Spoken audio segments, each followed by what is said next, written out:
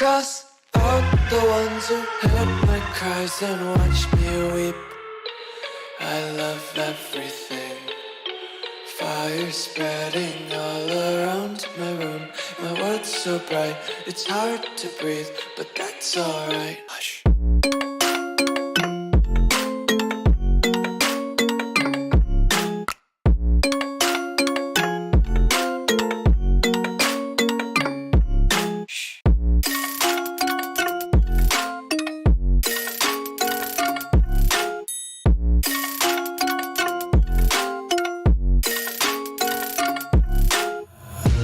Take my eyes open to force reality.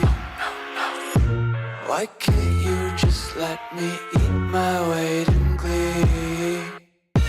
I live inside my own world of make-believe. Kids screaming in their cradles, profanities. Some days I feel skinnier than all the other days. Sometimes I can't tell if my body belongs to me.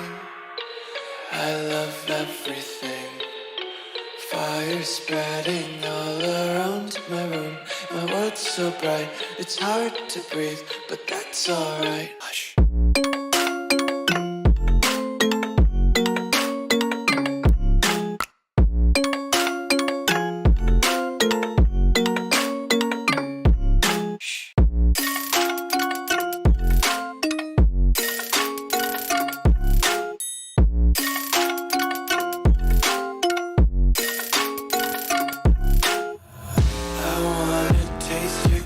And hold your breath and feel the tension. Devils hide behind redemption. Honesty is a one-way gate to hell. I wanna taste consumption. Breathe faster to waste oxygen.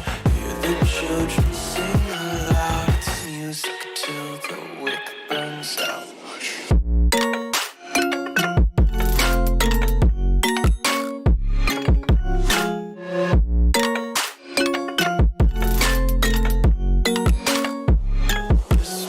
Be carefree lately, yeah. Just picking up daisies. Got one too many quarters in my pockets. Counting like the four-leaf clovers in my locket. Untied laces, yeah. Just tripping on daydreams. Got dirty little lullabies playing on repeat. Might as well just ride around the nursery and count sheep.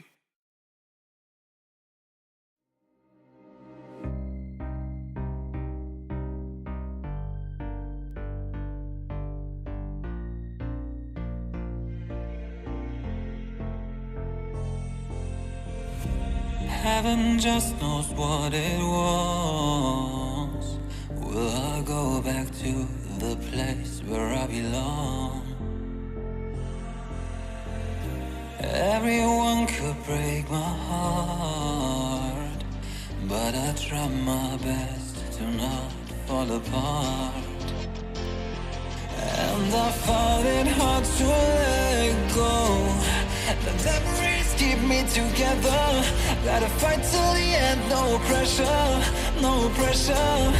And I find it hard to say no to the ones who want something better, to the ones who never say never. You'll be my pleasure.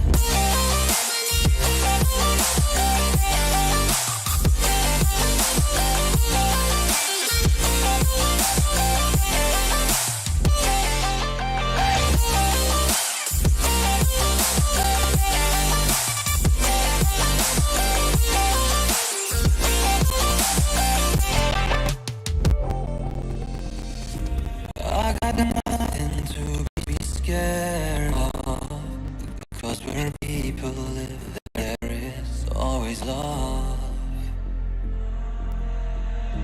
I know the answers in my heart, so I'll try my best to not fall apart. And I find it hard to let go. The memories keep me together. Gotta fight till the end, no pressure, no pressure. And I find it hard to say no to the ones who want something better, to the ones who never say never. Will you be my pleasure?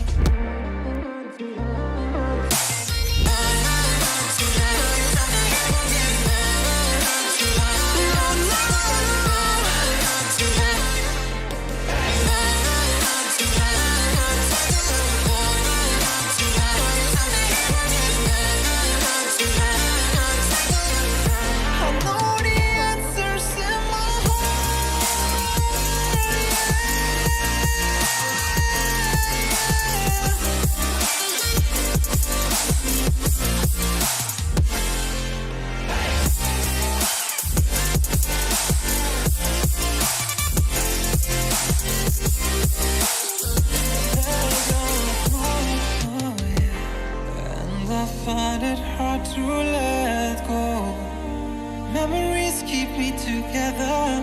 Gotta fight till the end, no pressure, no pressure. And I find it hard to say no to the ones who want something better, the ones who never say never. Will you be my pleasure?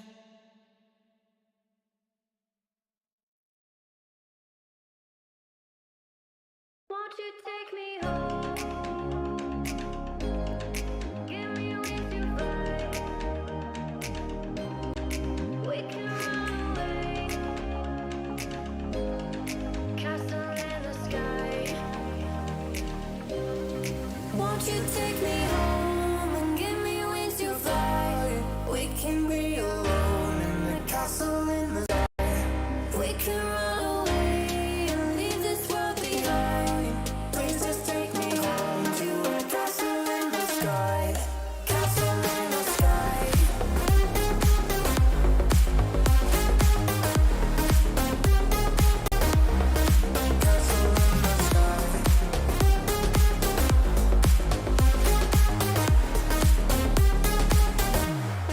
Won't you take me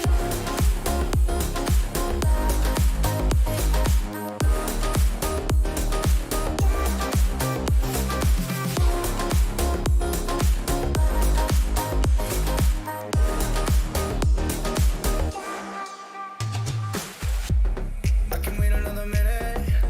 I can wait another second to be with you for an eternity. I feel like I am in a daydream.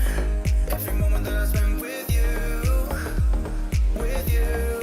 Won't you take me home and give me wings to fly? We can be alone in the castle in the sky. We can run away and leave this world behind. Please just take me home to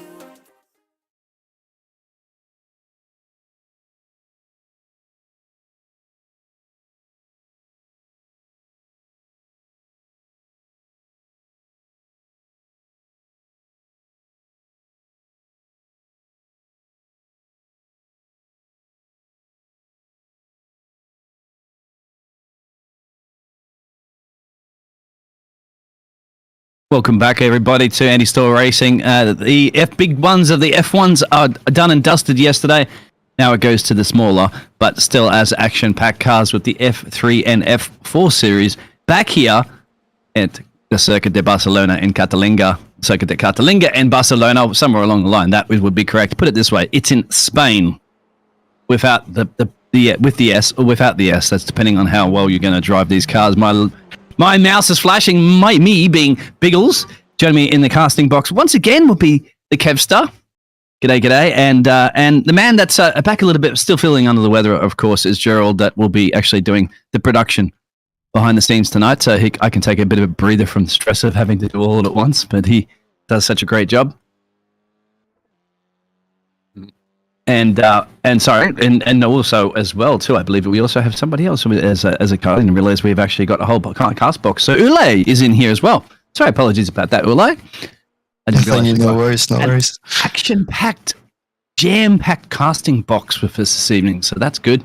And once again, well, Kevstar and myself, well, we're relatively new. I'm relatively new to the F3s and the F4s. I probably know more about the F4s and the F3s. So maybe that's where Ule can help out, mate. on that one. So g'day, welcome along to Spain again, well, guys. Well, I was also here yesterday, of course. I do have to talk to the management about the tappers. They weren't the best that I didn't think last night, but the tappers and the man that celebrated it, of course, was our local Spaniard that won the race yesterday. So in front of his home crowd, absolutely fantastic. Do we have any Spanish on the grid this evening? It does not look like it so far to be celebrating. Over to you guys. What do you think? Looking forward to qualifying sessions underway.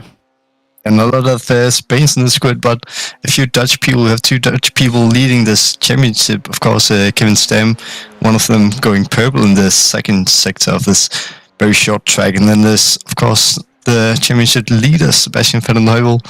No time yet, but only 1.5 minutes into qualifying. So it's going to be exciting to see how he goes out and handle this session. I know Spain is probably not his favorite track, but yeah, shown to have some great pace around these kind of tracks and these cars.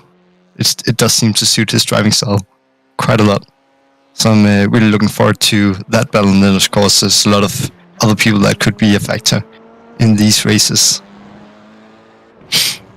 Yeah, and at the moment, what they are doing is a lone qualifying, which is fantastic. So you get to see them do basically, what's a 2-lap run? Just to confirm for everybody, I believe. Somebody will have to confirm that for me. I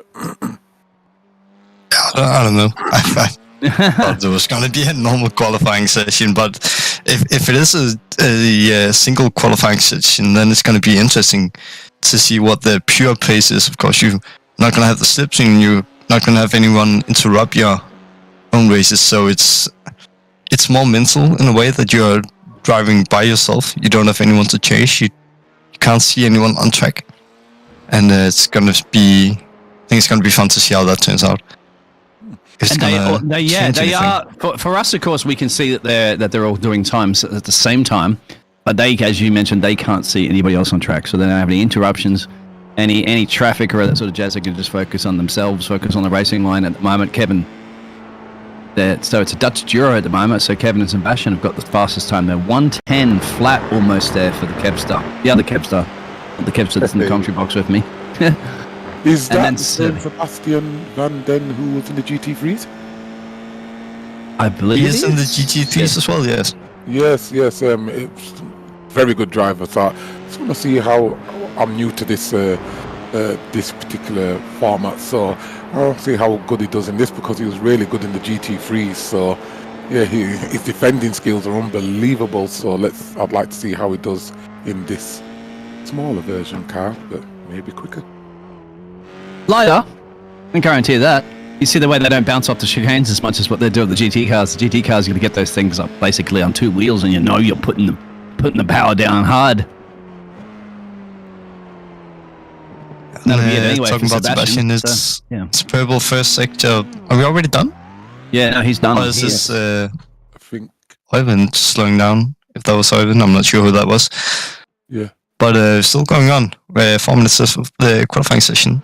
And it's Kevin Stam on the provisional pole. He is 24 thousandths in front of Sebastian, so it's really, really close out in the front. Yes, Looking a bit further down, it's even closer with the P5 and 4 battle. Yeah, certainly when you're looking at a gap of 0.6 of a second between first and sixth, that's pretty impressive. Shorter track, of course, here in Spain for the GT4s. Sorry, not GT4s, but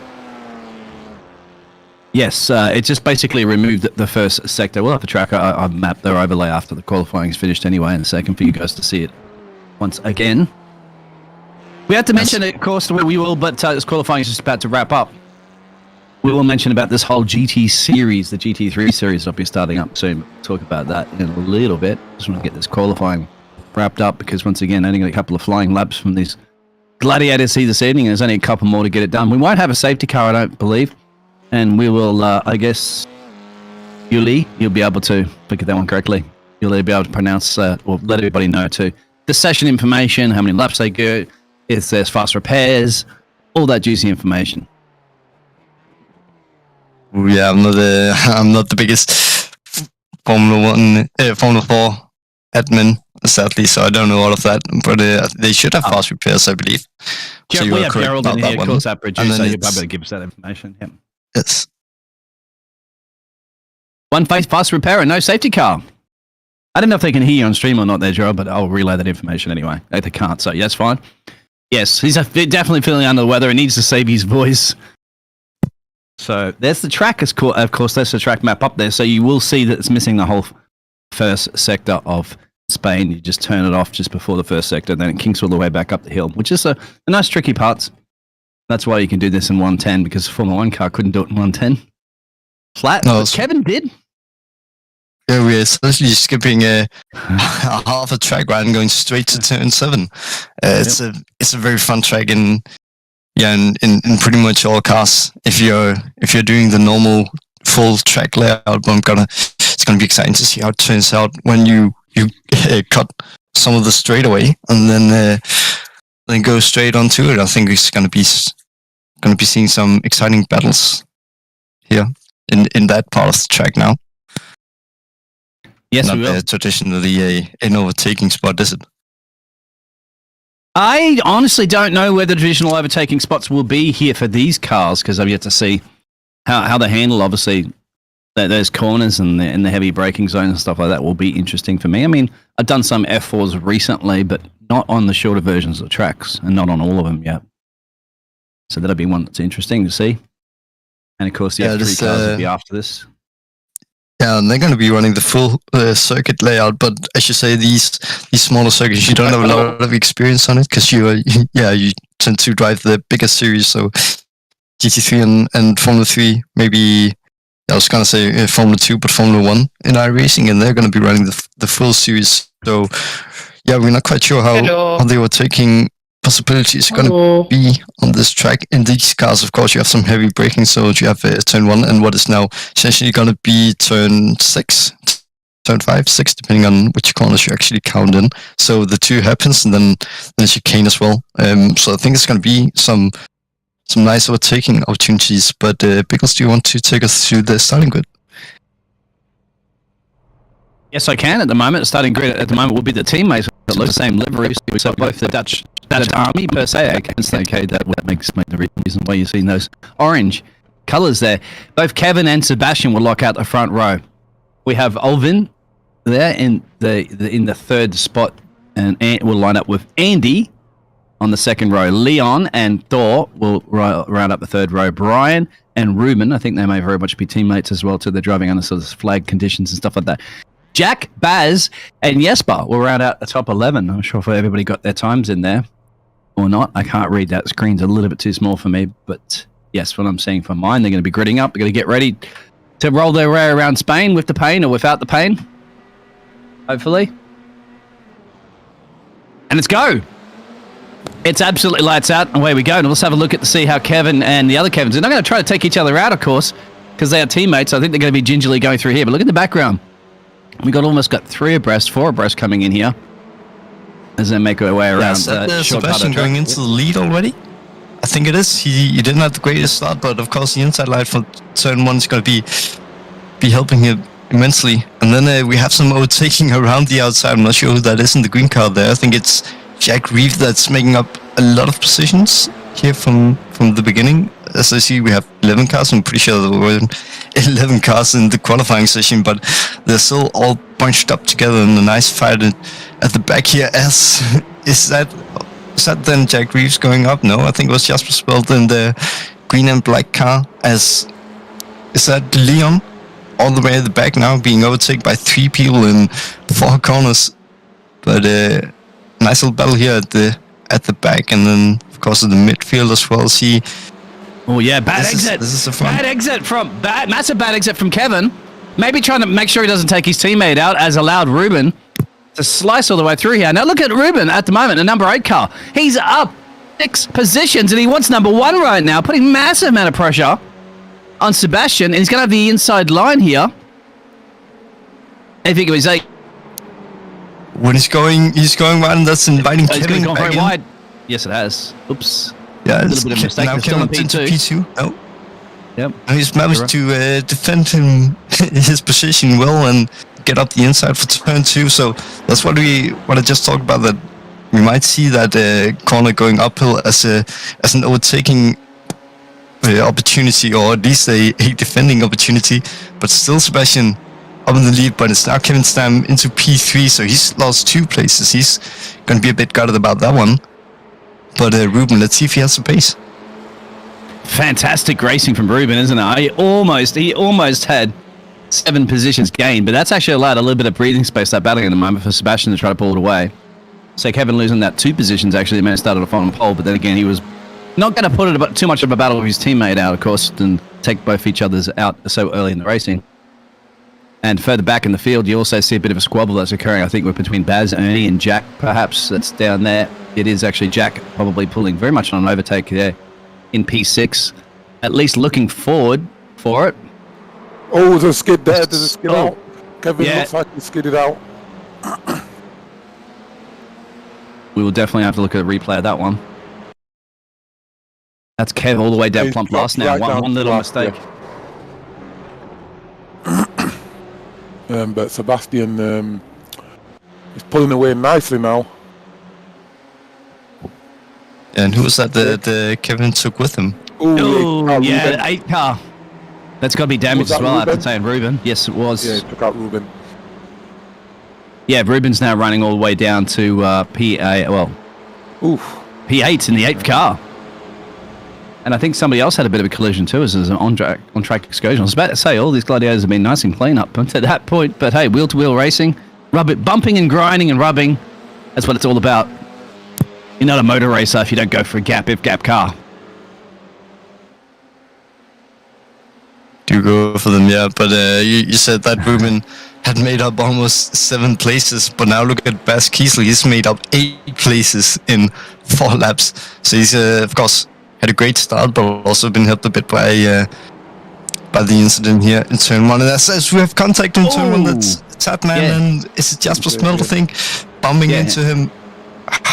Difficult to say whose fault that was just from here, but this is allowing a nice gap to the 2 leaders. It looks like at the moment Bats is going to come back. I think it's Jack there in the Haas livery, so they're looking out for him, making sure he's been notorious as a corrosion, and there's a massive accident. Big accident there. Yeah, I think that was... luckily for the guy driving in the Haas was luckily not to be involved in that. I know, usually are, aren't they? If it was corrosion, but it's not. That was Jack, I believe. We've got to replay that one. Hopefully come up in a second to see what happened there. It was a car on top of the other ones. Thank God for halos. Talked to Grosjean about that as well. But he wasn't luckily in this accident. I think that was the Jesper that was involved in that one before. So some of these cars must be nursing some sort of damage at the moment too.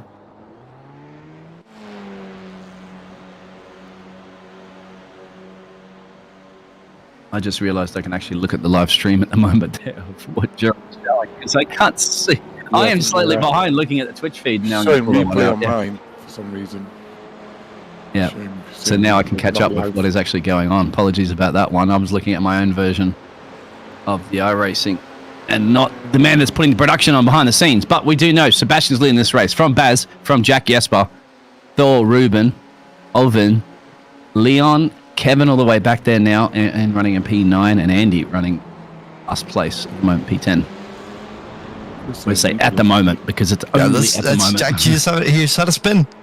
So that's been the final hairpin going into the final sector, I think, right about the halfway, and he's now down to P7 from P3. Let's see, we're gonna get a replay. Is it just a? Yeah, it's a. Oh, that's a spin. Yeah. Touching the curb and loses the rear end. So unfortunate for Jack. Spin, yeah. But once again, helping the 2 leaders getting nice breathing space.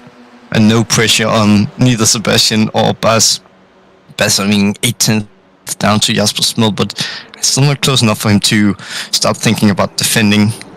Not for now. It's not like the battle that we're seeing right now. Who's that going into turn 1? I'm not quite sure. It's going to be Hooting and Thor, and they're actually side by side going on to the back straight. See who comes out in front of that was going to be Ruben. He's fighting his way back up. It's now to P4 and he's gonna love to get that P2 position back, isn't he? Now, side by side, once again into the chicane, it's Ruben. He's getting the better exit out of those two. Going to be able to defend a little bit here into... great exit. Hairpin, is it? Fantastic exit coming, slicing his way through there. He's got the position, I think, now. If he can hold it, car 5 behind him, and that's Thor. You can see it's sliding a little bit, but Thor's trying to make his way back up. But look where the position that Ruben is parking that car right in the middle, making it difficult for the driver behind. He has to go around the outside and lose a bit of the traction too doing it. And that, I think Ruben might be safe to live to see another day for a little bit. So good wheel-to-wheel racing. I imagine these same machines are built like GT3s, the amount of punishment they've been taking so far. You see a lot of them have been like in the wars and the collisions with some of the other drivers, but still they're playing in the right direction. The cars are still performing. Yeah, of course, by the fast repairs, but these things are not going super quick. Of course, it's quite fast going. I think 160 kilometers per hour is the max speed of these things, but that's still a fast car. But of course, nowhere near what GT3 is doing. They're doing like 250 plus on some of the tracks. So an impact is not going to be as critical as it may be in a Formula 1 car, but yeah, they're still quite fragile, I'll guess, but not being an engineer, I have no idea how well a Formula 4 car handles a tap to the wall or tap to a competitor.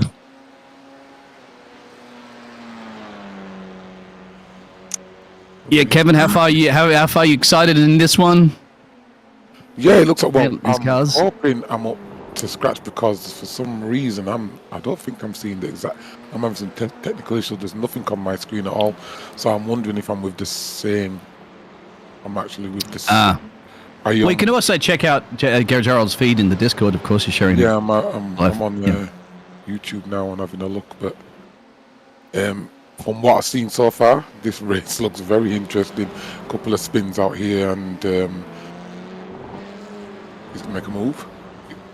And there's been some decent overtakes as well. Nippy little car. Yeah, very interesting racing this so far.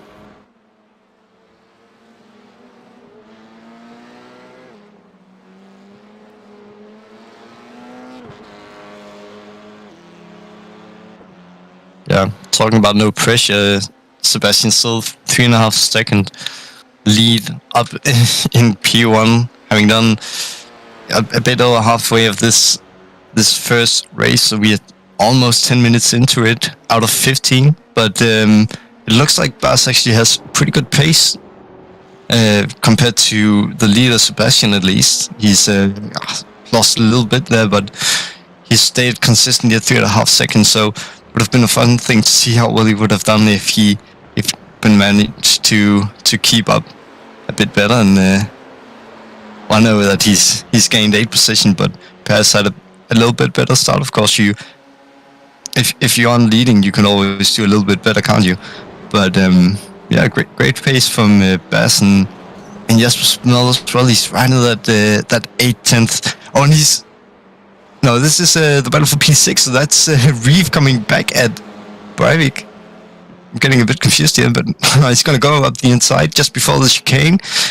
Looks like he's managed to do it, and it's going to be coming out on top of this one, out of the chicane, but of course Breivik right on his tail still, so it's going to be interesting to see if he's going to be able to get the slipstream down the straight. Let's see, they're pretty close. It's less than 2/10 now, about 1/10.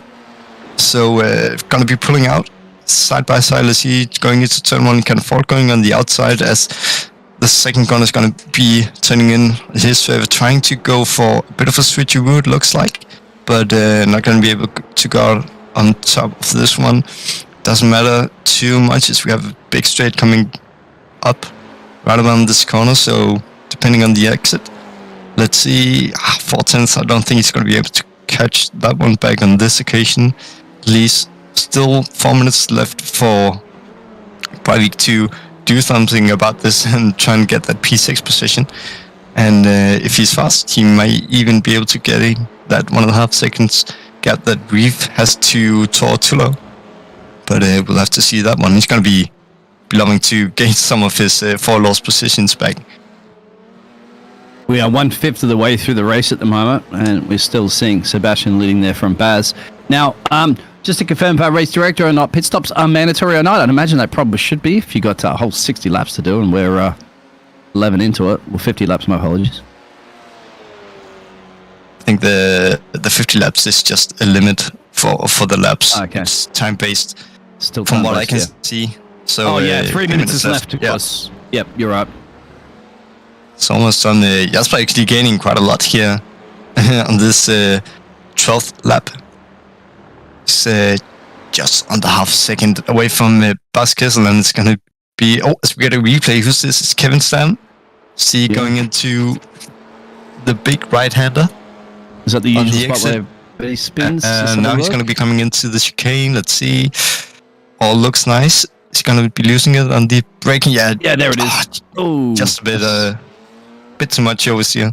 And into carrying a bit too much speed into that corner.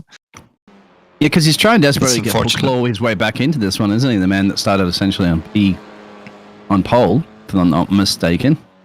He did, yeah. He's gonna. Andy now on a replay. See what happened with Andy. It's just a similar situation, a similar place. Yes, it is. Yeah, Is that carbon? exactly the That's a same. carbon copy right there, exactly of what happened. Amazing. Didn't he- Oh, that's gonna hurt your back going that's over floor that too. damage. Ouch! I felt that. Anyway, Floor damage for sure for Andy, but Gonna he's go down see- into P10, so I don't think he's gonna. he's matter cry too back much. tomorrow. That's for sure. And crack his back back in the place. See, Reef has actually catched up quite a lot to Thor and drop Breivik at the same time. So that 1.5 second gap I was talking about is gonna be able to gain that one. Jack goes up the inside. Is he gonna be going a bit too deep, allowing Thor to get the switch back? Looks like no, but I think's better of it. Not sure. I can't see how much time there's left. I think it's gonna be at least one more lap. So he's gonna be playing. Yeah, I was gonna say the long game, but it isn't really a long game if it's just one lap, is it? Jack Reef coming out into P5, out of the chicane onto the straight. You can see that one. That's Thor and Jack. Yeah, and it's Still at it actually at the moment. dropped Thor quite a bit, and that's allowed Breivik to catch up to him. He's now less than 4/10, and I don't think it's going to be close enough. We haven't seen anybody overtake from that far back into turn 1 yet. So he's a bit lucky. Jack managed to get a very nice comeback into this race after having had his spin in the second hairpin. But he's hoping that Tula is going to be having a battle with Breivik, and then he can have his own race for these last 10 seconds. But let's see. This Could be Tula, it, I it's... what do you think? I think a bit far Sebastian back. can't cross the What's line up? in time to start another lap. But the checking flag's not a bit out, so this will be the last lap. Yeah, just about. That 15-minute mark as he crosses the line, but yeah, still a nice gap for Sebastian. So he's just going to be... He's going to press the cruise control button and drive this one home. Nice and safe. Same with Bas Kiesel having a very nice gap. I think seems like they've actually finished. Yeah, no, he did actually. He was behind. The checker flag was waved out. So Sebastian has done it, and it done everything he needed to do actually from P2 to P1. But they would obviously ultimately liked to have a Dutch Giro there, P1, P2, but unfortunately it didn't happen there for Kev. But still got one of their cars into the top step on the podium. Sure, Sebastian doesn't mind that Kevin isn't going to be as close to him as he was in the beginning of this race. He is currently only, let's see, just verify how close they are on the championship. It's about 3 points, if my memory serves me right, and it doesn't. It's 5 points splitting the two Dutch drivers. So Sebastian at 137 and Kevin at 122. So he's gonna love that one.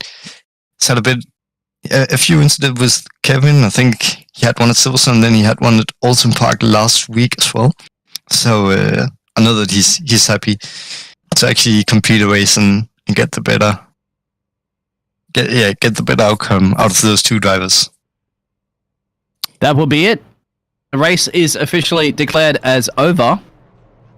Oh, but now we have a feature race, of course. Now, just to clarify what happens with that, I wasn't aware that that was a sprint race and now we have a feature race. So, if we wouldn't mind, race director, just give me a little information about that one, because we're a little confused on this. This is stepping in at the moment. It's a top 8 reverse grid, isn't it? Okay. From what I can see, at least. But yeah, it's taking us through this feature race, and it's Ilwood and Breivik in the front row. Then it's Tula and Reef, and I don't get to say it before they're already going. It's a nice, lovely start from Leon, as I'm not quite sure who's getting a better side. That's Reef pulling out and going out the inside. He's going to be able to overtake 2 cars. It's perhaps a third. He's on the inside of Tula. Oh, it's a big crash, and an orange car. That's Sebastian. Unlucky for the Dutch driver. Yeah, he wasn't used to being in the midfield, wasn't he? From that previous race, and now he's had to deal with that. But there's a nice battling occurring, I think, at the lead here at the moment between Thor putting this one on Leon. As we're still seeing some replays from the start of that race, exactly. Oh, there's a couple of cars going. Lost it there. Yeah, you might have to go back to the live at the moment because of some great racing. We can always go back to those replays, of course, and see how it all panned out at the start. That's a luxury we have. But at the moment, a great squabble there. Leon, Jack, Ruben, Jasper, Thor's making an overtake, I think, on Bazzy. That's for P5 and P6. Oh, Bazza. That's how we call him in Australia anyway. Bazza. Doesn't matter. He's quick. Tell you that. They're all quick. Very quick, but...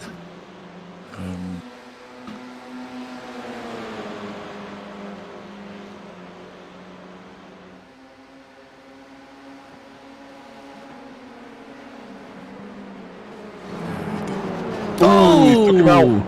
Yeah, a lot of a lockup. See the lockup there just before, and he's like, "Oh, my bad." If he's going to allow to get that place back, but unfortunately, there's a couple of cars that might be a little bit too far back. That'll definitely be one noted for the stewards. Oh, but there's a spin, but it's a collision between both of them as well earlier up the road there. So you look at those positions back, believe it or not. Let's get them back. Even thinking justice. Thinking justice right now. Yes. Yeah, so I don't think the stewards will actually probably do anything about that one at that point then, because they go, yep. What goes around comes around, unfortunately, and it will go around and come around in another 17 to 18 minutes time at least as well. Yeah, talking about going around, Ruben getting around the outside of Jack, that happened. Now Jack is going to be under pressure from Jasper Smelt, but it's 4 cars, nose to tail, more or less. See who gets a better exit. All of them having to defend from one another. Doesn't look like any of them is close enough. See, just looking at the standings grid, Sebastian is out, but that's Jack going out onto the outside. Yeah, and it's actually going to be overtaken by Jasper Smelt. And perhaps even by Bas Kittel as well. No, managed to defend the inside going into what's then going to be turn 2. But he's going to be a bit gutted about that one. He's lost 2 positions in half a lap.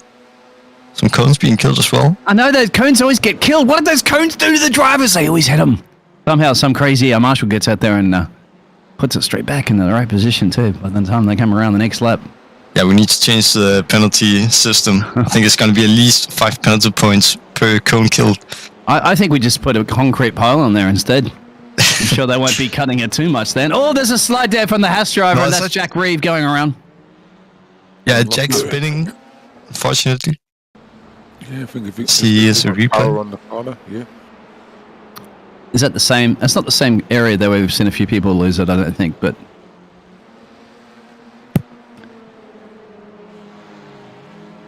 we got crashes coming all over the place. So that's Jack, and I think we got Kevin as well. Lovely save by Jack, managing not to get caught up by Bas Kiesel at the back. Where's Kevin lost it in this one now too? That's going to be interesting. We're just watching the replay of the Kevster. Now we've seen Kevster lose it.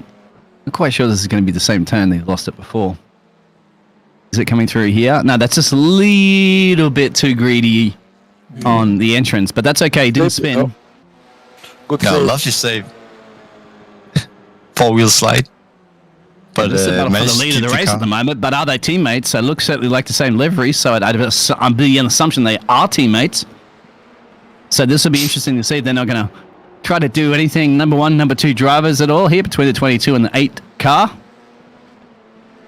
Fastest man has been Jesper, so will his teammate of Leon there give a bit of a call there to say let him through? That'll be the interesting at all, if they do have team orders at play, of course. So that's just could be just gun ho, go for it. But we are obviously in round 10, so this is going to be crucial, probably for crunching some numbers down there in the team to see, hey, who's going to benefit the most here, and how's it going to work out for the team if they're thinking as a team, if they are in the same teams. Well, I'd have to be on the assumption they are. They're the same liveries, unless they just like each other's liveries. Yeah, I At the don't moment, think they seem to be following each other too much. Team Don't orders they? here. Yeah, look at that. They're following each other. It looks like they're following each other, but you know, Yeah. I don't think. Yeah, I think Jasper just lost a little pace, and look, he's on him now. So Yeah, but he's Right, backed make off a there. move. See, backed off yeah, right there. he did. Yeah, he could. Be. He wouldn't risk obviously slamming into the back of his teammate, but Jasper was, according to the last lap, the quickest. This time around, he was just a little bit quicker as well too. So I'm just wondering if it is more beneficial to allow Leon to win this race for the points between the team more than anything, because obviously it seems to me that and there's a twitch moment. He's going to have to allow his teammate through. Oh, and look at that! Does the front wing come off? Oh no! And that's definitely going to be team owners that play that allow him through right now. And Leon, tell you what, I'm going to quit my job as a commentator and as a chiropractor and just start cracking backs as well too, because the amount of these drivers are going to need some new backs cracked or something like that after that, mate. Jeez, those sleeping policemen or something like that they're called, right? They're going to hurt you. Yeah, the sausage things are curve, you're going to nasty, be the sausage making a curve, lot yeah. of money from that one. But I think someone should have told Jasper that you need wings to fly and not lose them. You should take off. I'm not sure if you're going to be getting a replay, but he's going to be, there's no downforce in that car anymore. He's still got a That's bit of why a he's gap, going wide there. surprisingly enough. He's still like, he's losing pace, but you got to think there's oh no, he's lost it. Yeah, he's got Andy down the road. And see, Andy's just starting to catch you now, but he's going to have to box. Yeah, he's lost a lot of pace. He's going to have to. We've had Kevin already box. We've had Sebastian already box. So not too much for those teammates, are they? Who started in first and second place in the first race. Now they're both running plump last. So the Dutch duo not having the best of the second race here this evening, the feature race. And there's into the pit lane there, and for a front wing change for old Jasper. Jasper, how you going to pronounce it? That means you'll promote Leon to the lead of this race. Who's But already Leon has been there. been leading the entire time, hasn't he? That's right. Sorry, he has been. And here the close battles Getting a great track. start. The only one to not be overtaken in the top 5 by Jack Reeve at the beginning of this race, I believe.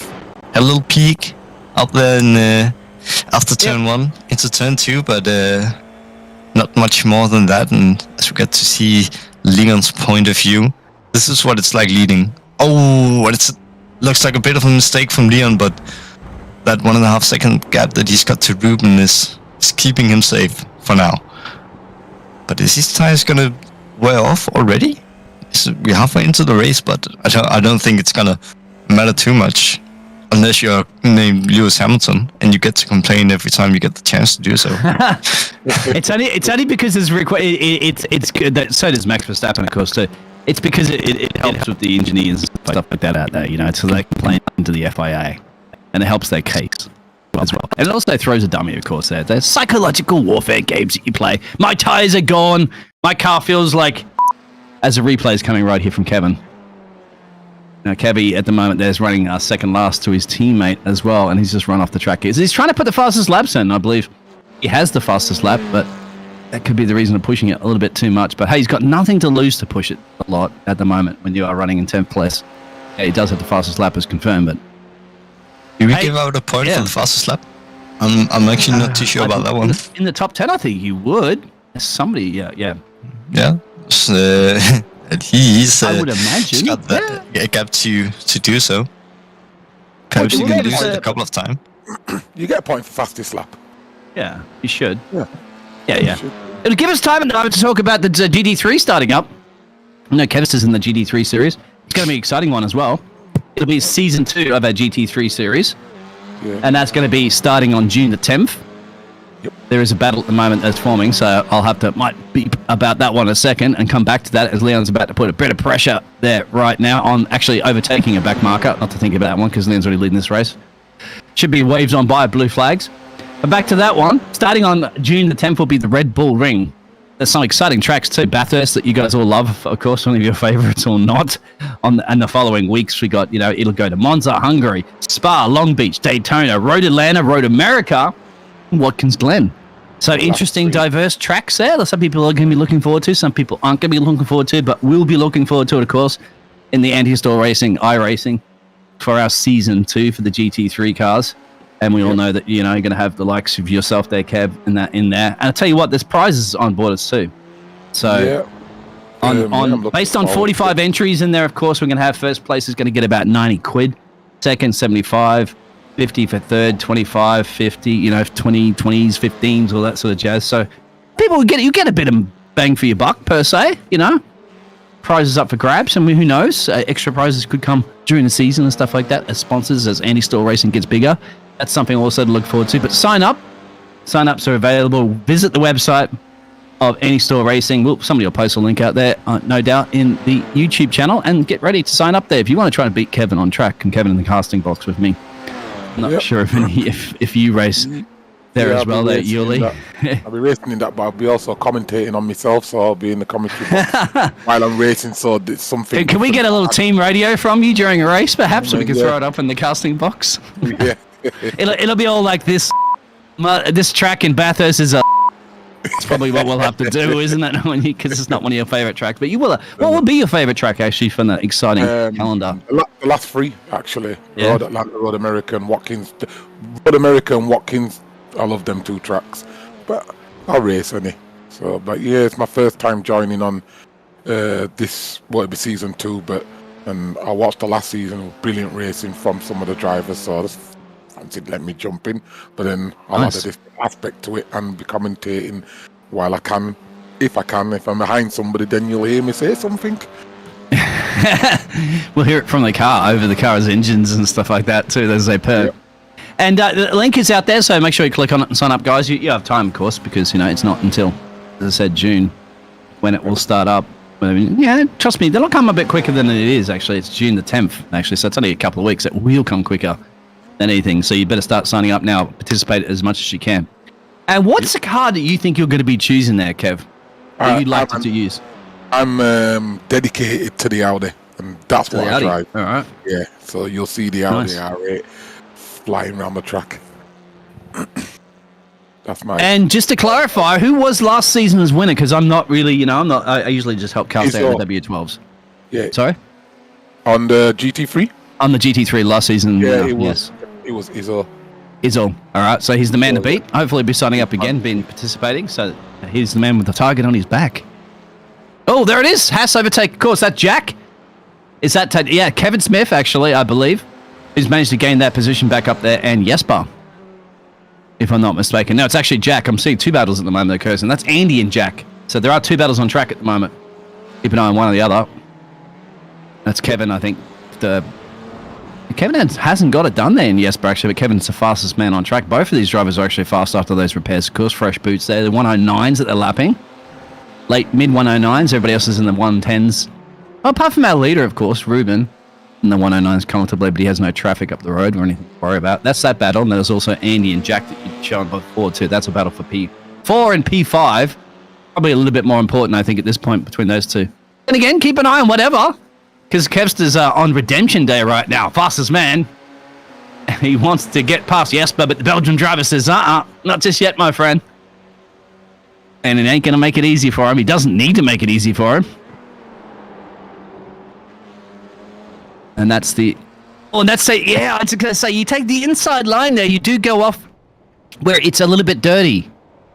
And that means you got to put the power down, and you got to seal your angle back in. I don't even drive, and I kind of see that a little bit as his teammate goes past him, I believe, at the moment there, of Sebastian. Yeah, so they're not having a very good day at the moment. Yeah, but the big question is that Sebastian unlapping himself? I think it is. See that, the 1 minute 19 gap? Yeah. between the is. two. So Yeah. I think if you're named Sebastian van den Heuvel right now, you're going to be happy to see that Kevin is only one position ahead of you and not further up the grid as he would otherwise be with the pace that he's shown that he actually have. Of course, fresh tires always helps, but pace doesn't come from tires only. You need some talent as well. Things flip around race to race, isn't it? It wasn't Max Verstappen over like a lapping Lewis Hamilton just a few races ago.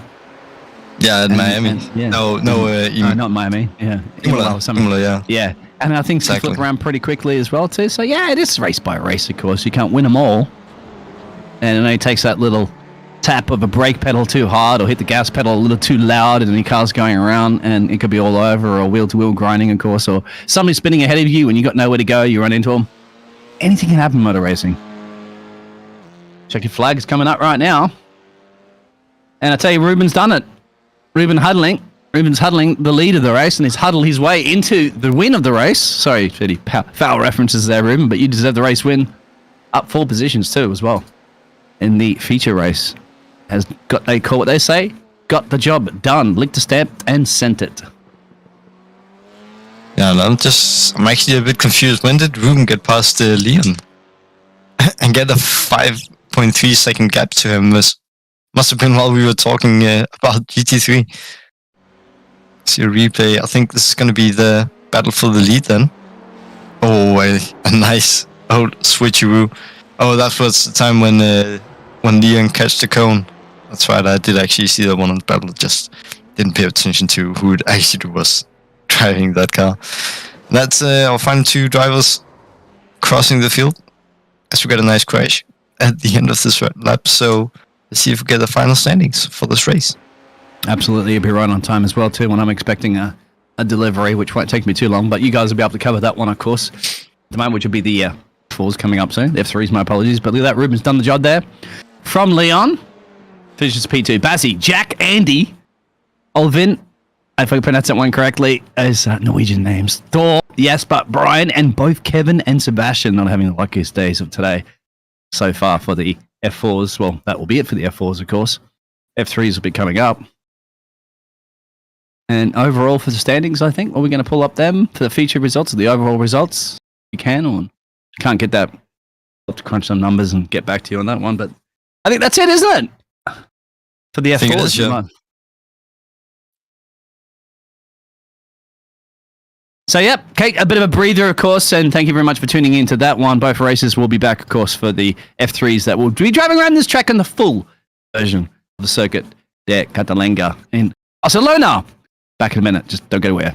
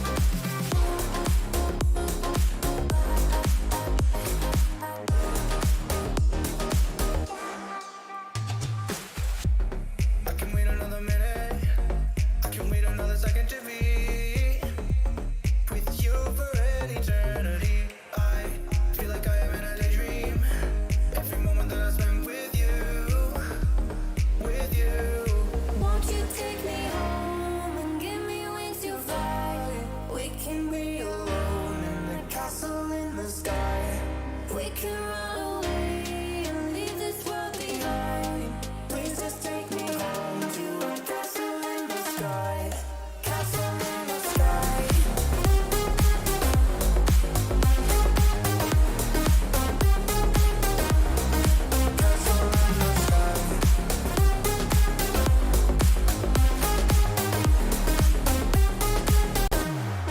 Won't you take me home?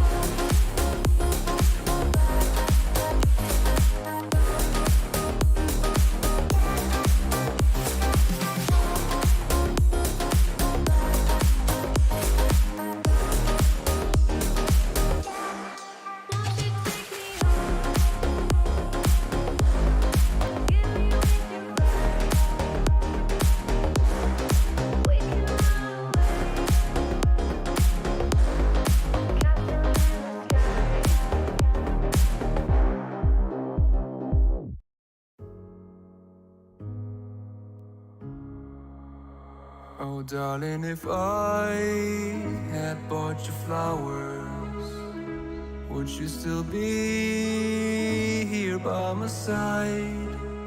Yeah, I thought this moment could be ours, while I'm walking on you through the night. You can break my bones, break all the promises, but leave me alone. Don't break my heart. You should fucking stay with him.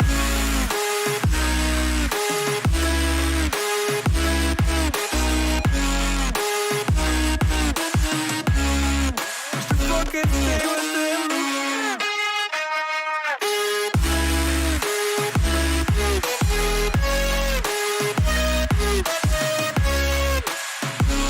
Darling, if I had bought you flowers, what if you stayed at home that night? Yeah, I've been lonely counting hours while I'm getting blinded by the light. You can break my bones, break all the promises, but leave me alone. Don't break my heart. You should fucking stay with him. You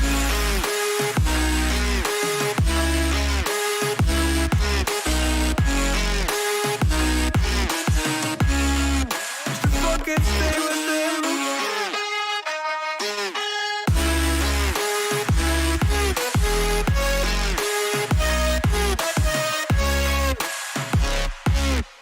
Break my bones, break all the promises, but leave me alone. Don't break my heart.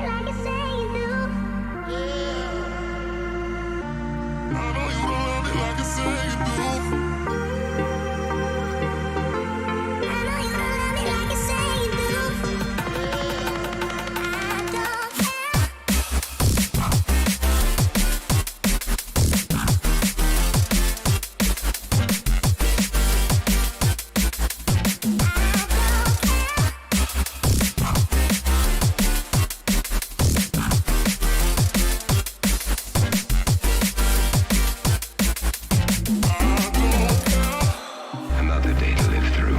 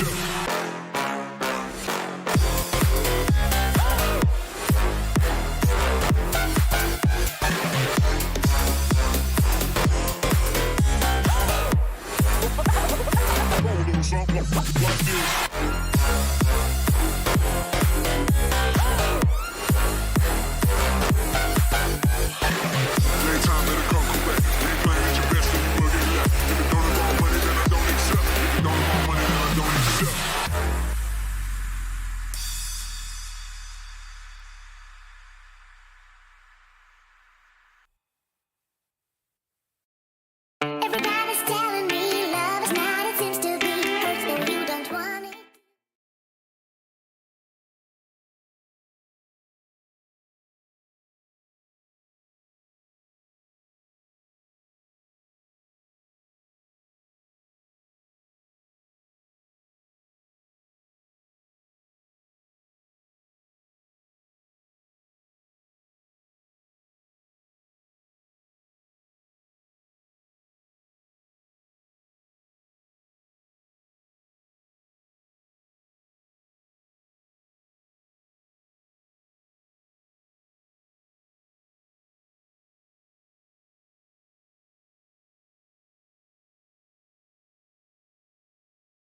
Welcome back, everybody. So the exciting F4 series is done and dusted for their two feature and sprint races. Now we're going away for the qualifying for the F3 cars, which very first time I've never seen them go anywhere, or I've never seen them casted an F3 race, I think, before. So it'll be a new, the first time for me, probably my F3 Cherry per se as casting. But and back in the commentary box with me will be the Kev star, Leo Kev. Again, g'day, mate. We've lost, unfortunately, our other caster. He had to go. Yuli, whatever his name is. Apologies if I get that wrong again. That's on my mind trying to get everything. And Gaz are still doing the fantastic production work behind the scenes. Now these cars are a bit quicker, a bit faster, full track that we have right now, rather than just the 2/3 of it, which was fun, mind you. And that was a very fun, exciting race, wasn't it, Kev? Yeah, it was some good racing, some bit of accidents, and some good overtaking. Few mistakes here, a few mistakes there, locking up here.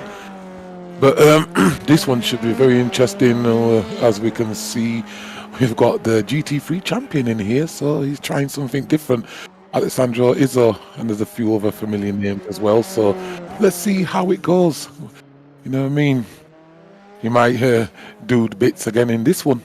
So and absolute Portuguese and Spanish domination on this field as well too, with most of the drivers actually coming from Portugal or from Spain. A couple of Italian driver, it looks like, in there, Finnish driver, and all the way from United States, or well, the United States and the Americas, is Adam, who is the fastest man currently on track at the moment too. Could have set a time coming in soon, I'd imagine. Saw some purple circles lighting up for him. And I think the Canadian driver, he did invalidate, I think he got an off-track excursion, so that might have been the reason why his purples went to a non-purple. Essentially go to a red. Checking out all the beautiful liveries here. There's an extra, like, turbo. Is that a turbocharger or an intaker that's on the side of the F3 cars? Turbo intake. I'm on this card I can see, but on racing I can't see. I'm loving the Formula 1_2 camera as well too, I guess. It kind of automatically adjusts on board, external camera, all sorts of cool. That's pretty much the way it's most working. Select the driver and let it do all the work for you, mate. I know you're feeling under the weather. Might not be as good during the race, but it's good during the lone qualifying once again session that we're having, where everybody's lone on the track, but we are watching him. And once again, still looks pretty impressive there. He's kind of camouflaging his car, isn't it, into the track, into the grass perhaps, with the zebra striped number 7. He's trying to maple leaf. You can't maple leaf, my friend. Your maple leaf would be the same colours as your chicane, red and white. Maybe he's sick of the maple leaves. But he's putting in a pretty good time. Definitely going to be, I'd say, provisional pole for now. 2 laps that they're going to have, so it could very much be his only lap. This qualifying session. He's going to cross the line soon in a minute. We'll see what the first times go slapped up on the board will be. 30.8. Flat almost. As Oscari will get the P2 for the Finnish driver. Cesarino Izzo. I love that. That's such an Italian name. Alessi, Riccardo, Bruno, Daniel, all slapping in some times there as well. Daniel actually goes up into P4. Now, Daniel Geronimo. Adam, looking like he's going even quicker for his second flying lap. So that'll be interesting. See him defend that, the Canadian driver. To get breaking into the 137s. If he can keep purples up, I've no doubt he can do that. Still have a couple more drivers to set some times. There's Jose. I'm going to really love pronouncing some of these Portuguese and Spanish names. I could do some of the Spanish names like Jorge, Sanchez, Rodriguez. That's like an all three in one Spanish duo there for a name. Not a problemo, but Diego Zimalo Costa. That's Portuguese and I might struggle with. Sorry out there if you're listening, guys. That's what I do. I'll give you nicknames by the end of the session. How's that sound? Adam looks like he lost that first sector off to somebody else, so it'll be interesting to keep an eye on him still, but because I think Adam is going to be improving on his time for Canada. I love the rear diffuser too on these Formula 3 cars. And will he will get down to the 137s? He does it. He gets down to the 137s by half a second, almost quicker than everybody else. So, man, on a statement here in Spain, and he's the furthest one. Across the continent, across the Atlantic Ocean as well, too. He's the furthest one away, but he's the quickest one on track. Italian driver comes in a P2 at the moment there, provisionally. Yeah, Alessandro's, he's all just watching that then. And he put out one. Oh, Daniel Geronimo comes in there. Oof. Slaps and steals that P2 position. He's in the 37 clubs as well. Good there for the Portuguese, aka Rodriguez. About Jose Rodriguez. He got a couple purples to his name, but not where it needed to be. Still 38s. 38.05.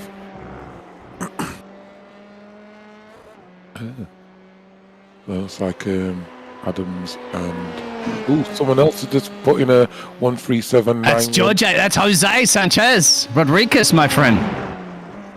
And that's definitely a Spaniard's name here in Spain. So that's another home track hero, perhaps. Hasn't stolen it away from the Canadian driver, but obviously he's going to be looking over his mirrors, aren't we? We saw what happened in the first sprint race for the F4 series. It was an overtake there between the two gladiators. I'm not sure if everybody's in the same teams and stuff like that. No, we'll go through the liveries, of course. Can Adam come back and defend even quicker again? He's gone for another hot lap. I think he wants to go. I don't know. He's got a little bit not the best of his first sector. Second, third sector were great, but not much of an improvement on the 137.68. A little mistake at the start, but he's still currently provisional pole. I'm not quite sure anybody else could actually do anything about that. What about Diego Costera? Last one left on track. Currently in provisionally P8. And he's got green, so he's got personal best, so it should be good for him. Flying that car around, fighting that car around, battling it around. The car's sticking to the track. It's working for him. Let's see if he can make his way up to the field. Into the 38s, perhaps. He will not. That'll be it for our qualifying session.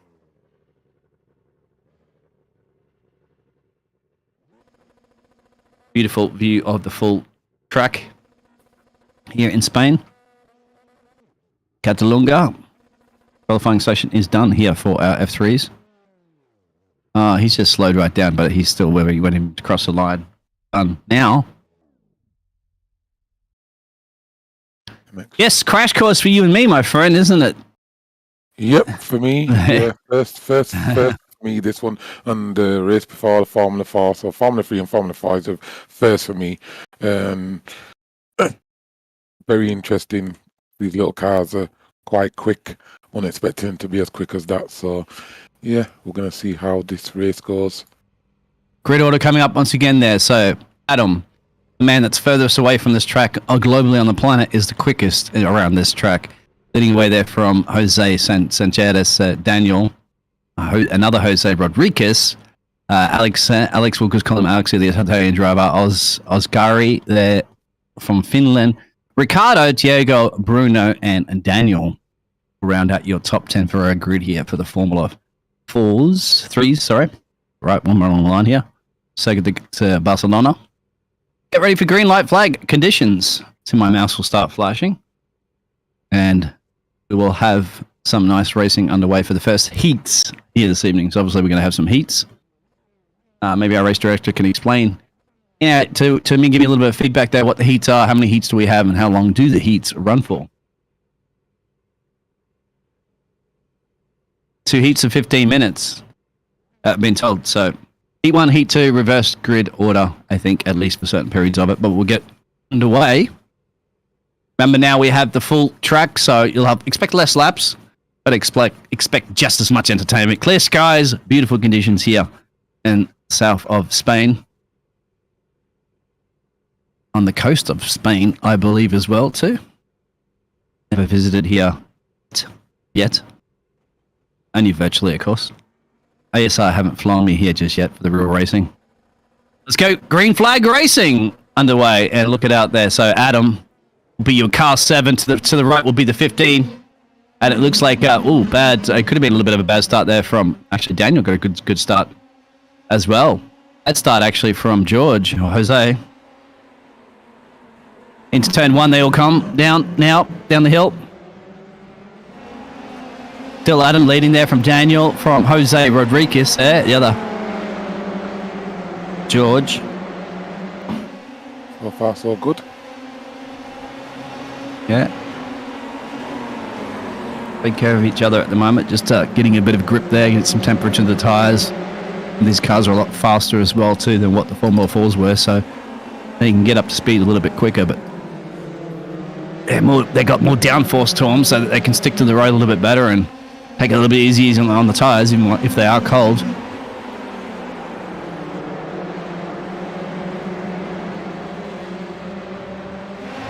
Yeah, a few people kicking up some dirt at the moment there, but I don't think there's any overtaking opportunities just yet, as they're going to size each other up. To make a move there. I think it was Ooh, I think somebody's gone off in the background there. It is definitely... That could have been Daniel or Ricardo, actually. Daniel Ricardo, another Ricardo. Ricciardo. It is Ricardo, I'm pretty sure it is. Let's come off track somewhere. Ooh, there's the car flipping up. That's Daniel. Yeah. Daniel Skive. But still racing at the front here. And that's Jose, or Jorge, actually, not Jose, Jorge Rodriguez. Trying to make a run here on Diego and Alex just further up the road there. An Italian car. The number 5. And then the battle as the leaders start to pull a little bit of a gap there as well. That's Adam and Daniel.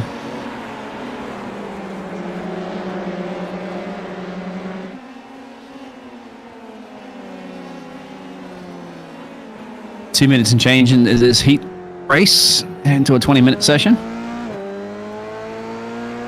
Great on board that you're seeing right now there from Oscar. That's right, his name is Oscar. Oh, somebody's hit the chicane a little bit up there, you might have caught. But no halos in this Formula 3s. I think they actually did add the halos to the Formula 3s this year. I'm not quite sure, but it doesn't matter. You don't need to worry about the halos in the virtual world, of course.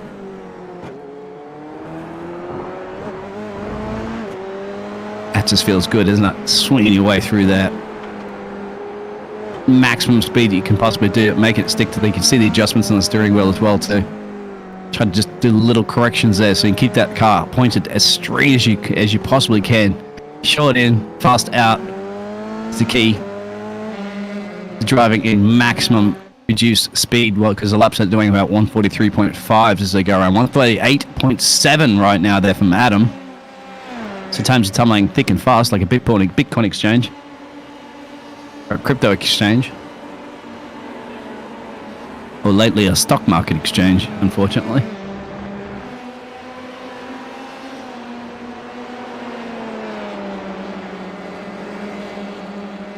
How are you finding the racing at the moment there, Kevstar? Yes, some good racing. Started off nice, little incident here, and the front three are kind of pulled away now, so yeah, some very good race. I'm having a little bit of a technical issue, but I'm catching up to speed with it. Yeah, we're glad to have you at the moment. I know you probably got some work coming up soon. Something you mentioned earlier about got delayed yesterday or something like that. Yeah. So you do work in the evenings? Yeah, well, no, I was supposed to be in tonight a little bit earlier, but I just had a quick text saying we just turn up as normal, so... Oh, nice. Just crack on and watch the race. Yep. You text them back, go, thank you very much, so I can continue to watch the rest of the Formula 3 series here at Any Store Racing, so... And they'll be like, go on, get on, your thumbs up. That's what you responded with, nice thumbs up. Hey. Who are we on board with at this moment in time? Diego, yeah. Costa. I believe Costa is, well, in España means Costa. Costa is coast. Showing, for some reason I'm on Ricardo. Don't know why. Let's watch the Discord feed, I guess, at the moment. I'm kind of trying to watch both. I have both up, of course, but I need to keep, obviously, an idea where our director is pointing his car, so right, we know what he's talking about, and then we can kind of keep an eye on the other cars and see if there's any action that we can actually let a race director know what's going on, of course, at the moment. You might want to go over to our second place man. Yeah, there is. He called right on cue, because now, putting a bit of pressure there on our local Canadian driver. That's our local Canadian driver, obviously, because he's local more in my time of the world. But you might make a little bit of a mistake there. Scooby-Doo, doing the do's. We have a back marker already, I think, is going to be approaching there. A lovely livery. Do you think he likes Scooby-Doo? Does he think he likes Scooby Snacks? I think he likes definitely. Wait, is that the car 7? It's car 5. It's Alex. Sorry. Yeah. Alex likes the Scooby-Doo snacks. On board with Daniel at the moment. Yeah, Daniel's putting pressure on him big time. It did look like the Italian driver got pretty close to the back there of the Canadian driver, but Daniel's now caught a gap up to maybe a mistake, because Alex was the fastest man in the last lap, but I think he might have gone an off-track excursion somewhere. It's costing that time. Put him into the clutches right now of Daniel Geronimo. It's going to be fantastic racing between these two guys. In fact, Daniel's under massive pressure there from Jose. I mean, sorry. Yeah, Sanchez Rodriguez. That's what that one. I keep forgetting his name. It's Jorge. Hey, I'll get it right somewhere along the line. It is Jorge. Geez, I live in a Spanish-speaking country. Side by side. It's a 15 car. Yep. Sorry. Oh, he spun out. Oh, yeah. There it is. He didn't cause another accident there. Got to come back on track safely, but he's going to lose all those places, unfortunately. Not all of them, of course. There's a few drivers further down the road there. We want to make a pit stop there. Ricardo. Or Richard. How would you like to pronounce it? Doesn't have two C's in his name, so I'm not quite sure he's Ricardo. But he's the one that's running in P10 at the moment. Oh, I can see a little bit of damage on the Rolex car, actually, of Daniel Geronimo. Now, Daniel Geronimo, mate, if you want to be on time every time, you need a Rolex watch. Do have a Rolex livery. I love his helmet, too. Is that, are you afraid of the dark, Mr. Batman? It's like the Bane helmet. I love the custom helmet. You can really see the custom helmets as well, too, without those halos. Which is fantastic. Reminds you back in the days, doesn't it, of Formula 1 before the halos. People weren't fans of the halos, of course, because it shows less of the open wheel cockpits. But unfortunately for safety, we needed it. As you see, Jose Rodriguez having a bit of a spinneroo.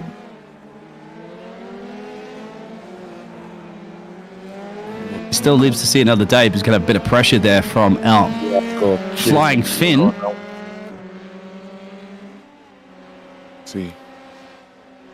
See what happens here between Thiago and Bruno. Can Bruno catch him, do you reckon?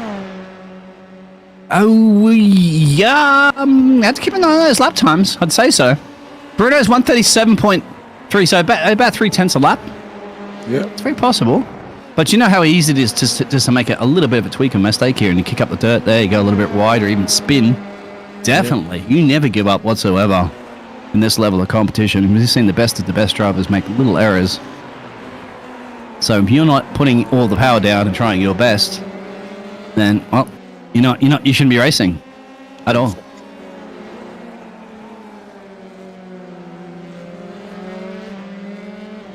Let's show how race director wants to go on board for a second with one of those cars in a battle, and let's have a listen.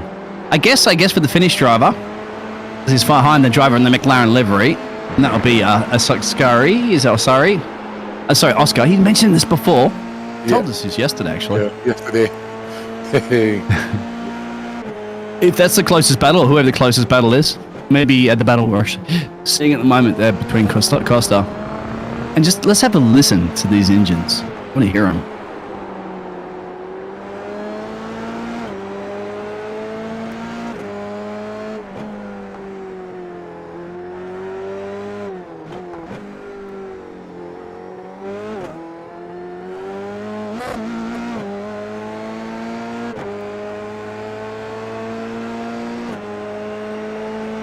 They sound beautiful. This is your next step up from here. After this, you're in the F2s. After that, you're in the main top 20 drivers on the planet. Of course, you're going to have more in the esports world.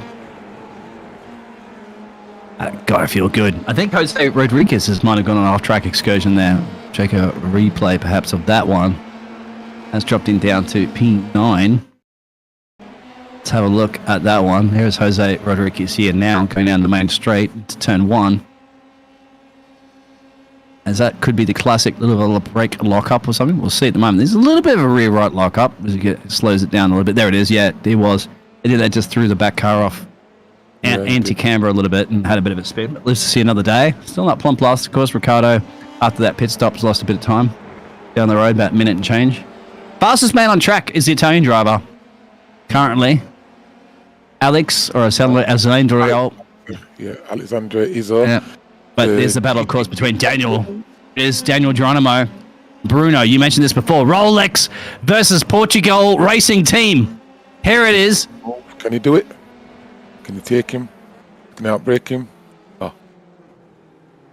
Oh, he done the inside cut. That's a brilliant move. What an overtaking maneuver. Just waiting for him to get a little bit late on the brakes and then cut back on the inside. That would have to be almost like yeah. Spend, but then, yeah, that was a really good move. And he's in an Aston Martin livery actually too for the Rolex, but that was I'd have to say a Max Verstappen 2022 move, isn't it?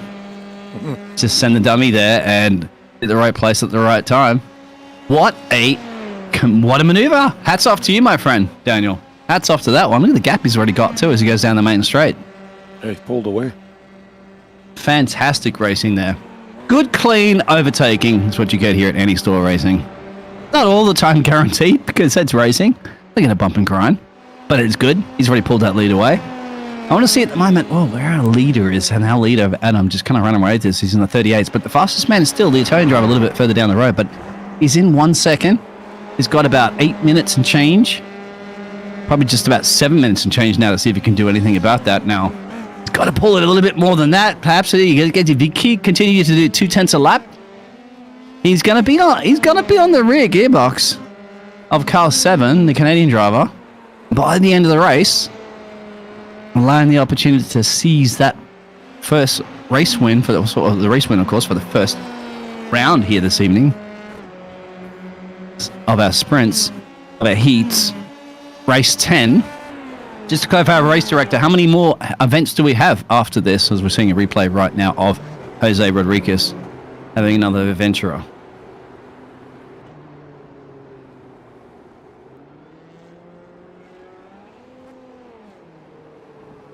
Yeah, he's got Jose. He's got front end damage. Was it before that? Before the little Before I could hear it the gravel adventure? Yeah.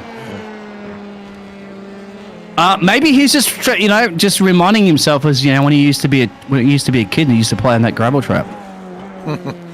He's just sit there. He's probably trying to dig up an old Matchbox Formula 3 car or something he buried there when he was a kid. Who knows? I've buried a few Formula 1 cars and Matchbox cars around the track somewhere in Australia. I'll have to find them one day. Maybe around here, Bathurst, you'll find them when you go to the GT3s later on. Even though I never went to Bathurst, but we'll keep the surprise. Yeah, there it is. So, Alec, keep an eye out too there for our Italian driver. Alessio. I need to know pronunciation. I'm going to call him Alex for now. Alex in that P2 is starting to crawl him in. He is starting to get within that gap. He's down to 6/10 now, which is great. He's starting to pull him in. But do you think Adams is probably pacing himself, taking care of those tires a little bit better, maybe managing something? Looks like seeing Daniel Skilvey might have crashed somewhere as well, too, in a replay. I'll have to check anything happening there. But there is still George and Sanchez Rodriguez there really putting the pressure as well. That's another battle. Yeah, Super close 15 car. Yeah, he's got Oscar up the road. We got eventually Oscar. But Oscar's putting pressure. Here it is. That's the 97 car of Oscar in the McLaren Golf livery. But look at that behind him. That's Sanchez Rodriguez. Is this going to be another overtaking? Yep. Can we going to see a repeat? Remember, if you could brake late a little bit earlier, switch backs. Yeah. It's possible. Yeah, he took him smoothly there. That was a good move. Easy, nice and easy for him. But can Oscar reply in kind? And then there's Thiago behind him trying to catch him up. I like a reply in kind. Yeah, they're trying to be kind, of course, but they're racing. They'll be shaking hands or. Yeah, Oscar's on him now. Yeah, this is now turned into it is as Oscar. And remember, you got Thiago just lurking in the background as well too, where you can see if they're going to make any mistakes. Oh yeah, he's definitely lurking, Thiago, definitely. Meanwhile, still, man in P2 is not doing too much about it. We'll keep an eye on this battle, of course. But also keep an eye on those gaps there to see at the moment if Adam makes any mistake as well. He's leading this race, but this is the 3-horse race. This is the crucial one because this is the one that's for the remaining podium position too as well. Thiago's got closer to Oscar at the moment, so he's starting to get his finger out. Yeah, it's now coming close. Is it? He's getting closer. Look at this. He's going super close. This is the closest he's been all around. Has Adam made a mistake? I can't see. He's made a move. He's took first place. He's got him. He's got him. He's got it down the main straight. That's interesting. So 2 different, but that was super quick. So I'd have to say Adam must have made a mistake. There's a spin, and they've almost killed. Oh, that was close. They got through. I think everybody else got through. That's his back marker spin, I think, from Jose Rodriguez, who's jumped in the pit lane. But here it is now. Adam still has time, of course, because as the timer is 17 minutes, so that'll allow him about 3 minutes to see if he can come back in this. We've got back markers in play as well too, so that means that they're going to have to yield. Ooh, and Oscar hit Thiago then. Wow, action all over the place. See that replay there as well in a second, as you've probably seen, but still the action's remaining because this is it, getting tight at the top, because now they've got a back marker in play. Now Alex has to do something about getting clear of the, they're going to get a blue flag waved, they're going to go down the straight, but that straight's going to come closer until it gets to the, just manages to get in front. Oh, that's safe to see it, live to see another day there. That was close. So it's allowed Adam, obviously, to manage to clear that back marker. Otherwise, it would have been very difficult. Would have lost a bit of time, especially when time's not on your side right now if you want to take back that. Remember, this is the Canadian driver that qualified on P1, has led majority of these races. And the Italian driver has done the Italian power, hasn't he? Tifosi power, but here in Spain, and just got the overtake done when he needed to get the overtake done. We're not quite sure what happened to Adam. He made a little bit of an error, but whatever he has, he's lost the place. Yeah, he's lost the place and he's losing ground as well. He's starting to pull away. It's got to be a little bit gut-wrenching, but remember there's heats, so you can come back the next time around. It's going to be the maximum points you can gain out of both the heats is going to be the key. So what doesn't work first time, you can fix the second time around. That means they're going to be starting side by side through as well, too, as we're watching Oscar battling it out once again, as they've been doing it. I think that's with Bruno. Yes, it is. Yep. Probably best of friends off track, but mortal enemies on track, which is what you like to see in brutal. Well, in racing, of course. They're still at it. They're still side by side. I can expect somebody's going to get on the fence here unless they keep some nice clean racing, which I hope you see. Because this is the dying stages. I think Oscar's got him. Ooh! Oh. He nearly cut off his nose there. Some good racing there by Bruno. Didn't want to relinquish the place what he had. And you've also got to remember, too, there's another race coming up, another heat, so you really risk it for the biscuit for one position. And then all of a sudden, but if you make a mistake, you spin, all of a sudden you lost 2 or 3. I'm risking so it. I don't know. I'm taking that position. I'm risking it all the way. I want that. Yeah, you like it. All in. I'm not playing you in poker, my friend. The table standing back, going all chips in. There it is. I can imagine that. Look to make another move. He's going to try it. No, he sniffed, but no. He's not. Is he bluffing? Is he bluffing? I don't know. This is great. Remember, they both. Yeah. He's all over him. I think that's going to be it. This is going to be the closest battle. I don't think this is going to happen. So it looks like the Italian driver is going to wrap that one. Alex beating Adam. A little bit gut wrenching, but this is it. Probably for the battle because we're down to crunch time right now, as you can see on the track map, where our race leader is. But this is the closest battle to watch, and we know anything's going to happen. So go on the inside line, follow them through to cut the slipstream.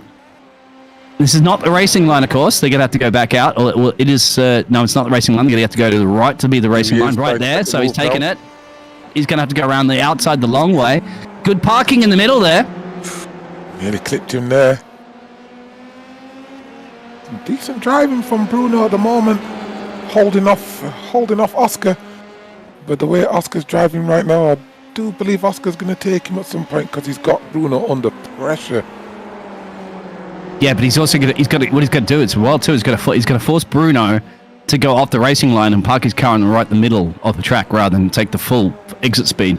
Which means once he does that, he compromises his exit speed, as you can see there. Yeah. But he does have track position. He's going to have to force Oscar around the outside somewhere. He can't do this here, but if he gets a bad exit out of here, Oscar's going to have the power down. But is he going to have enough time on his side? That's going to be the key. It's psychological games, isn't it? It's fun to watch it because somebody has to play defense. One's the prey, one's the hunter. Yeah, he's sniffing now. He's sniffing. No. Thought he might have made a little move there, but then... We've seen the switchback there before, haven't we? Yeah. He's going to compromise his exit. Bruno cut him off then again. He's got a good exit out of here. But unfortunately, got to head brake downshift here, and we're going to stay off. Oh, he's going for it. He's fully set. It's going to be last late breakers. There's no way room around here. He's lost it. He lost it. Yeah. He managed to save it though. He lost it, but I thought you were going to make the move. But He went for it. good I like it. driving there. Yeah. Why not? He went for it. It was the last opportunity he had anyway, but it's so difficult to pass through those S's unless the other driver makes a mistake, and they will finish in those positions, of course. Yeah. I'm sure they'll both have a smile on their faces going, yeah, that was good hard racing. You lose by 1 place or gain a place. It doesn't really matter on the first heat, does it? But it probably matters a little bit for Adam having to lose out there to Alex, I'd say, just towards the end there. But hey, it's the first heat, and they're going to have to do that again, but side by side in the next heat. Hope you guys enjoyed that one, because I certainly did. Good racing.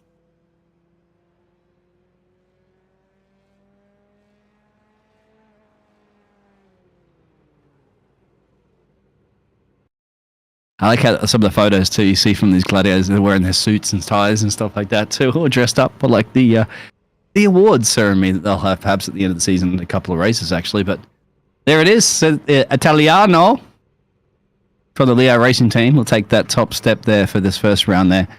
And there's Adam, the man that qualified on pole, ended up coming second place there. And Oscar, as you saw, the battle with Bruno, they're not in it for that podium position. Went to Oscar this time around. Bruno, P4, Daniel, Diego, and it's flipped around, so going to get the rest of those results. You can see it up on the screen there. Not too much for the Rodriguez. Both the Rodriguez, actually. Rodriguez with a Z and Rodriguez with an S. Finished in 9th and 10th. But flip it all around. Not completely, of course, but they're going to be teammates now, starting on this 26 and 96 car. So that's Daniel, and that's Ricardo and Daniel now are going to have the control of this race before the extra teammate there down the road there, which is Bruno in the 666 car. So I think we're going to get ready to go green flag racing. Yep. Look at those lights. We certainly will. Out of the metal. Slat the gas pedal. Hit it as loud as you possibly can. Not too loud, but a good start. Look, good launch there. And they've got 3 teammates now can cover off. Man of Oscar is going to feel like a sandwich right now. It's going to be a Finnish sandwich. A whole bunch of Portuguese. Oh, but the Portuguese driver's gone off, and who was that? I think that was Daniel. Yep. Oh, and another collision at the back there. A little tap going. Somebody's going around. A few drivers are going around. It actually promotes Adam, Canadian driver, up at a P3 already. Whereas, yeah, it's the Italian driver's now back in the P7. So there it is. There's gains and losses there. We'll keep an eye on the replays in a second for that, because we're still seeing the battles up ahead. But it's worked out for Oscar now. Could this be redemption day for Oscar? He'll be wanting some redemption. Yeah, he's in P2 at the moment, and he's trying to make a move. He's all over The flying it now. fin. No, he's gone. He's trying He's it. as cold as ice here, heating up in Spain. Still, you got Ricardo covering him off. Yeah, he held him off nicely there. Richard, I'm going to call you Ricardo, sorry, apologies, but yeah, you are the Portuguese racing team at the moment, but you have a flying fin behind you in the Golf livery. So that's going to be something interesting. Of course, in the background, you've got Adam, and that was leading last race, but now just missed out on winning. But in P3, he's going to be happy with that one because he can wrap up the whole weekend, of course, with the maximum points. Daniel, a little bit further down the road there. Geronimo is making a move, all right. He took it. Good move by Oscar. Same move he did before, but never made it, and now he did. If gap car, if flying fin equals overtake, that's what that is. Kimi Räikkönen right now is just DM'd saying. Kimi Räikkönen hasn't DM'd. Oh, yes. So is it another place lost perhaps here for the Portuguese team? Yeah, I think it could be. When he's managed to... Oh, yeah, he's got Twirly out of the corner.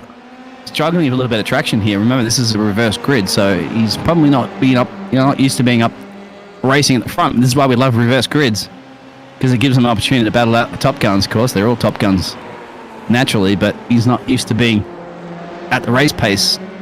Previous race, he's an ace. Yeah, it is. The Italian drivers in the pits, like as well as Daniel. I might have got damaged, I think, from that accident. We might get a replay of that later on when we get time, of course. We don't want to miss the live action. Our lovely producer's under the weather right now, probably just sweating it out. just trying to keep his eye on all those battles as occur and doing his best, of course, and he always does his best for any store racing. That's Gerald. I think Adam looks really quick at the moment. Yeah. So much confident coming in and out of those corners, isn't he, the breaking point? Yeah. I'll tell you what, but Ricardo's still putting his, he's getting his money's worth, that's for sure. He's not going to make it easy. He doesn't have to make it easy. All because he finished, in a role reverse, in a reverse situation grid before. Doesn't mean he has to just yield and let anybody pass. He wants points. He's going to battle for them. This just means at the moment that it's giving Oscar a bit more breathing space up the road there, because Oscar just set the fastest lap. Yeah, Oscar's pulling away. He's showing his colours now.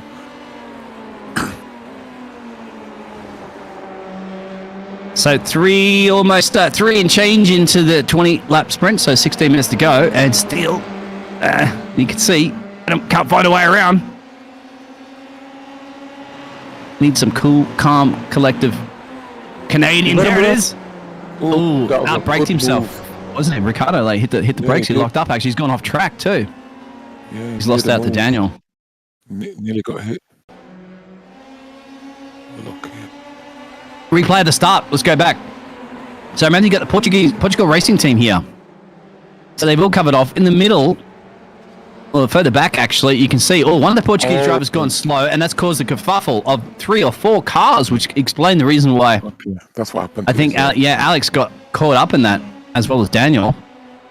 Actually, I think it was Daniel in one of those racing teams. But yeah, it was Daniel, I think, that went around first. Or was there contact? No. Oh, yeah, he's come back. He's actually hit his teammate. And then because that's slowed them all down, everybody's had to try to take avoiding actions. That's had 2 other contact between the other drivers. And one's come around facing the opposite direction. Everybody's lucky to try to sneak through here. I don't think the other driver can sneak through. Yes, he can, luckily. But I think it's actually put the Portuguese team at, that's hurt most of them, actually, for the Portugal racing team on that one. Unfortunately, to the blame of their own teammate. But they're still in it at the moment, and Oscar's there, and now Adam's cleared Daniel, because Daniel went off track. He's now got a bit of mission to do, doesn't he? He has to. Adam's last time was 1:38.09, so he's way quicker than Oscar. So he's got to put the power down, doesn't he? Now we'll have to keep an eye on his lap times as well. Yeah, he's got to start. Yeah, he has. He's got half a second gained once he got clear air. He wants this race win because I think he felt he got slipped between his fingers last time when you saw that overtake from Alex. But Alex now is running last, so this is a great advantage for the Canadian driver to now maximize his points for the weekend, because he can get a second place in the first race, and he's looking for first race in the second race.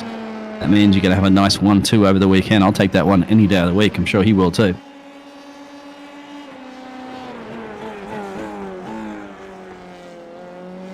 Whereas Thiago Costa, now the fastest man on track after taking those pit stops. So believe it or not, only 4 drivers on this track, the top 4, have yet to take a pit stop. Everybody else taking a pit stop because you saw those collisions and accidents that happened early in the start of the race. So they fixed that damage and they're back out, but that probably has put them perhaps out of any chance of getting a podium position here this evening, unless there's anything that happens up the road, which can happen, as you know. Yeah, anything can happen in racing, as we've seen. Yeah, there it is. So Adam Free got the last lap was the fastest again.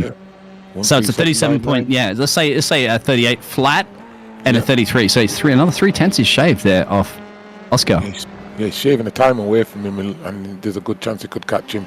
All Oscar has to do is just be consistent. If he can be consistent and be composed, he's got it in the bag. But Adam is chasing hard. Once again, if you guys have tuned in, GT3 season is starting up soon. In a couple of weeks. Good tracks there. And some good cash prizes that are available. So make sure you hit the sign up button now. It's been posted in the chat there. If you just joined up there, our race director will post it back in there. Get your sign ups in. We'll be running out of time soon because it's only in a couple of weeks. Starts in May. Sorry, in June. Early June. And we're already 3/4 of the way through May. So, got to get in there. Never been racing before for the GT3 cars. Of course, you would have been in iRacing. You have to have a rating and all that jazz. Submit all that information so that they can be reviewed and be part of the anti-store racing community, which is one of the fastest growing iRacing communities that you'll find online. With a great production team. Yeah, very As the good. man himself behind the cameras is doing all the work. He's sick and under the weather and still finding the time to make sure all the great production elements, and not just that, of course, but they have to organize all the teams and all the teams, the great administration, staff members and all that here at Anti-Store Racing have to get everybody on the track there, make sure everybody's here on time and ready, and go through all the stewarding, safety car drivers like we saw yesterday, didn't we, mate, in the F1s? There was a few of those safety cars. Yeah, there was a few safety cars. The first 12 laps was with the safety car. Now the battle at the moment occurring there between Tiago and Bruno. Now Bruno's been in the wars. Bruno's had to beat a lot of racing, hasn't he, for the Portugal racing team? At the moment he's going to have to try to defend off another Portuguese driver, I believe. So we'll see. has got him.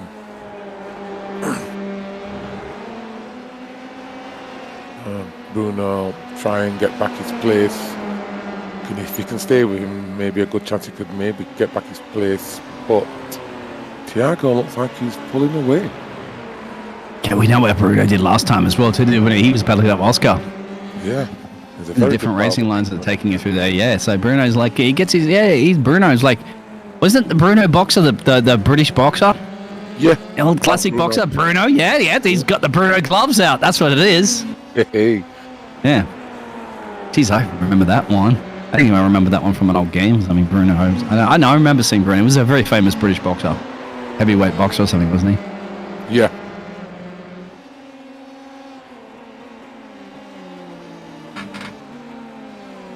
Watching. Oh, we've got a replay here. Who's anyone spinning out? Maybe. Let's have a look.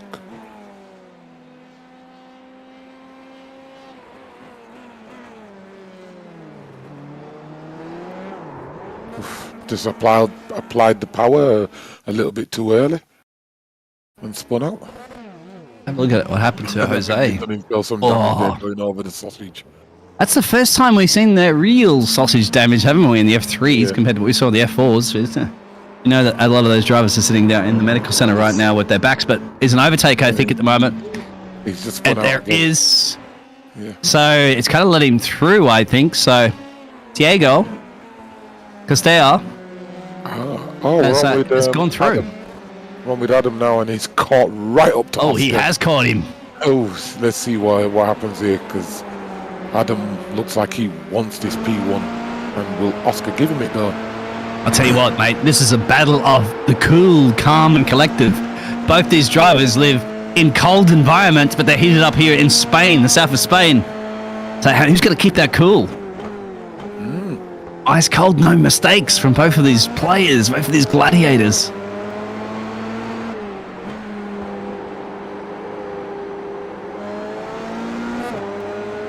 He definitely has caught him up. As one thing to catch, as we know, is another thing to overtake. With about just under 9 minutes to go left in the second heat.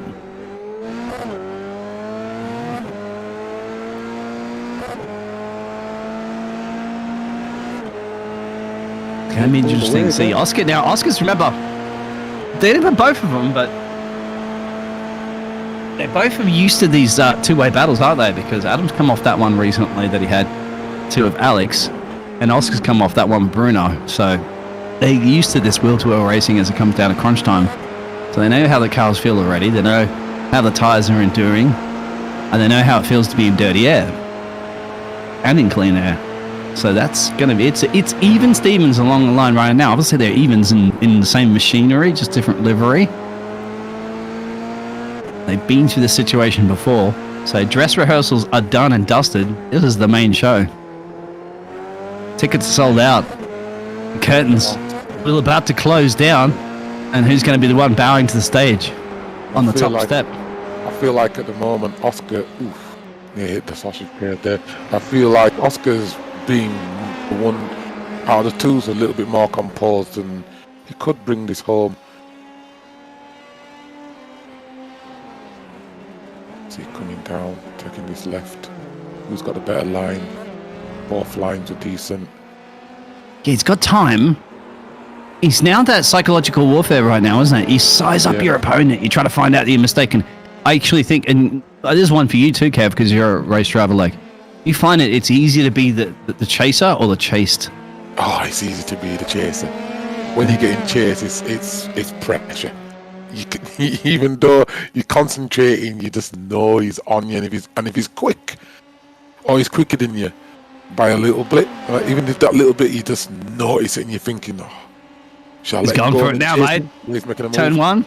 Now remember, it could turn into easily side by side through the next couple. Yeah, he might have it blocked off, climbing back up the hill. There it is. So it was definitely an overtake, but that now means you become the chaser. Oh, I say, but getting a little bit of racing line. So if Oscar can keep his cool, he'll be able to stay with him and maybe able to pull it back. But Adam has just chased him down and took the position. Now, you will get a little bit of a benefit from the slip train, of course. As long as you don't fall too out of it. We know that Adam has the pace, but has Adam actually burnt through a little bit more fuel there, or his tyres in the dirty air? Or is that a tactic to Adam? Or has Adam got to keep within? I'd have to say usually 1 second, but there's no DRS, of course, in these cars. But still, it's now he can apply that pressure, can't he, from behind and force Adam to a mistake. Now, we knew that Adam has been... He's comfortable with leading races. He did that in the first round. But there was a little bit of a mistake made, and he lost that P1 position. So I'm sure that might very much be in the back of his mind there as the flying fin of Oscar. Still in his tailpipes, still in his mirrors. Even though we know for a fact the drivers complain that they can't see anything in their mirrors. They do that deliberately, don't they? They don't want to have all the vision. That way they can't say to the engineers, I couldn't see him because, those mirrors don't show much. In fact, if it wouldn't, I don't even know how you can see anything out of your left mirror with the turbo intake there. Blocking half of it. Let's have a look actually on board and how it does look. I don't think it shows the mirrors, but on and on board. Oh, one's higher than the other. Okay, never realized. That would make perfect sense then. I never noticed that before. Yeah, you won't see anything in the mirrors, of course, because iRacing doesn't show that, but at least you see the mirror alignment. Yeah, that's why it's higher. So it does cover over the intake. But then again, the driver's still going to say, don't see anything. But if they're driving VR headset, like our producer does, it does make it easy to check your mirrors, of course. And if you have a halo on in the other cars, that makes a huge difference. It's because without the VR headsets, when you got the halo on, it's right in the middle of the screen all the time. If you have a VR headset on, as you tilt your head left and right, you're kind of looking into the corner and ignoring the halo that's off, center into the corner. That's why even the real Formula 1 drivers struggle with the halo on in the simulation games, because they're not used to it. They're trying to spot the braking points and not see this big bar in the middle of the... Nothing these guys need to worry about, of course, without the halo, the virtual world here. But it is a pain. So Adam's pulled away now. I don't think Oscar can catch him unless Adam makes a mistake. And just looking down in P4, Tiago's good. He's got the fastest lap. Yeah, he's flying. And 138.4. Not the fastest. No, the one before. I think it was lap from before. It was 137. Yeah, 137.9. You're right. Yeah, not one. Has Bruno had a crash somewhere? Check out Bruno. P6, I think. Has Bruno gone off track or something like that? Let's have a replay of... Yeah, I just think he's lost ground. Yeah.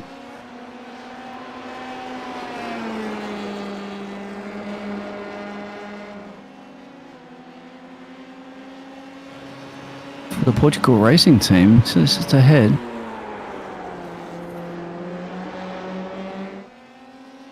Yeah, Adam looks like he's got this in the bag. If he makes a mistake, then we'll see. Yeah, no, sorry, Bruno did have a spin. Oh, did he? Oh, yeah.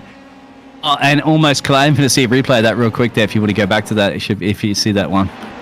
At 17 minutes and 45 in there, to come and spin out of the corner there. His teammate went through, almost collected somebody that was further back. Couldn't quite see who it was, but that is what happened there. If you're going to see the replay right now. So Bruno comes around there. Teammate's behind him. There it is. Oh, he spun out His there. teammate almost hits him, and then the car behind. Oh, that love to Almost see it. did, well. Lucky to see it the other day on those drivers there, but Bruno still retains that sixth. He's lost that position, but still retains it. But yeah, I think you're right there. I don't think Oscar can do anything about that speed right now of Adam. Remember, Adam was the man that started on pole, and that was a pretty quick pole too that he set, wasn't it? About 3/10 quicker than it. And then Alex, the Italian driver, who did win the last round, unfortunately, is plump last on this one. So that means the whole weekend at this rate is going to go Adam's way. So he'll have a P2 and a P1. And that's pretty much maximum points that you'd have to say. Especially when the other driver that was you're battling with.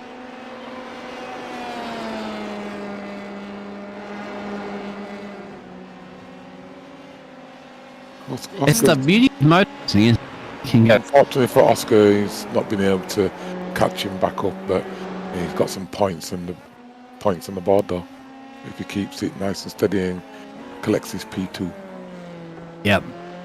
Still got a couple of minutes and change to go, and pressure's got to be a little bit less there, I'd have to say, there from the Canadian driver. But remember in the previous race, the Canadian driver was about 1 second up the road there, and then all of a sudden Alex just pulled him in pretty quickly, didn't he? Got his tailpipe and then eventually got the overtake done. But that was at least 3 and 4 minutes left of the race, and now with essentially less than a minute less, and Adam could probably lift a little bit, lift and coast maybe into those corners, not take so much of a risk, of course. Yeah. Put the pedal down a little bit later, slap the brake pedal a little earlier, knowing that you can lose a little bit of time, but knowing that checkered flag is going to be you're going to be the first to see the checkered flag.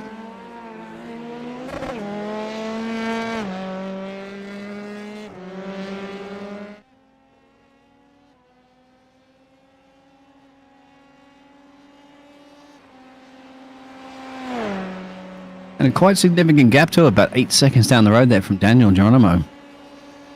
So in a 20-second race, and a 20-minute race, it's not too bad, I have to say. It was pretty much a two-horse race there for most of that.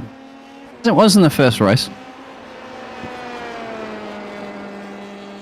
And as a race driver there, Kev, Yep. in that P2, at this point, you'd say, you'd have to just, I'm giving up, of course, you're a motor racer, but you're not going to put the pressure down anymore, are you? No. When you come into the final laps, you wouldn't be applying much pressure. You'd just be coasting, but making sure you're keeping good pace so you can keep the position. Make sure no one behind you can catch it. Especially if you know the gap behind you is big, then you would just be coasting to the end. But if you were closer, then I would be expecting him to be pushing. But yeah, I wouldn't be pushing now. I'd just be taking it nice and easy, coasting through, collecting them points, being on the podium. Yeah, that's the thing, isn't it? The best race drivers, because I have known drivers before in the past that they want that fastest lap. Now, of course, it just came down to the final race of the season, and you're about to lose by 1 point or whatever the point system is.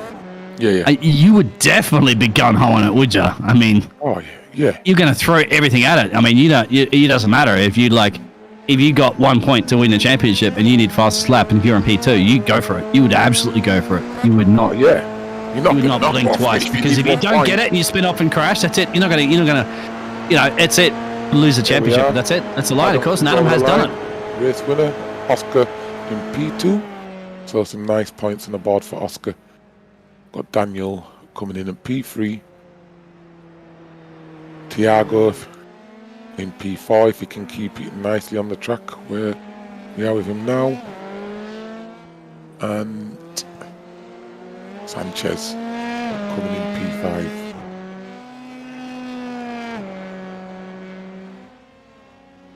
Yep.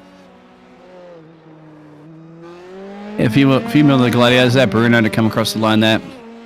Yep. He's lap down, I think, at the moment, as Ricardo will cross the line there. And we still have Daniel out there, Givy, and yeah, loving these drivers at the moment. So didn't go the way of Portuguese racing team for this second heat of the F3s. First time you and I have casted F3s there, Kev. Yep. So that'll be, we'll be wrapping it up in a second, guys, of course, as we go through those results. But for sure, no interviews. Of course, we've had the F4s and the F3s, so really have a lot of time to do that. These gladiators are going to have to cool down anyway after some grueling series races, but definitely brilliant their job for Adam. I'd have to say Adam has done everything he needed to do this weekend. There's a Canadian driver has wrapped up that P1 and P2 in both situations, and this time around he gets the P2 that he wanted the first time. And Oscar's been in the wars, hasn't he? Absolutely doing that. Didn't get the first result he wanted in the first race, but he got what he needed in the second race there. From Daniel, Diego, George, Bruno, Ricardo, Daniel, Jose, and the retirements there. Sorry, Jose and Alex. I think Alex, they just wanted to get it over and done with, not realizing they need to get anywhere too far down there with those repairs, but it is what it is.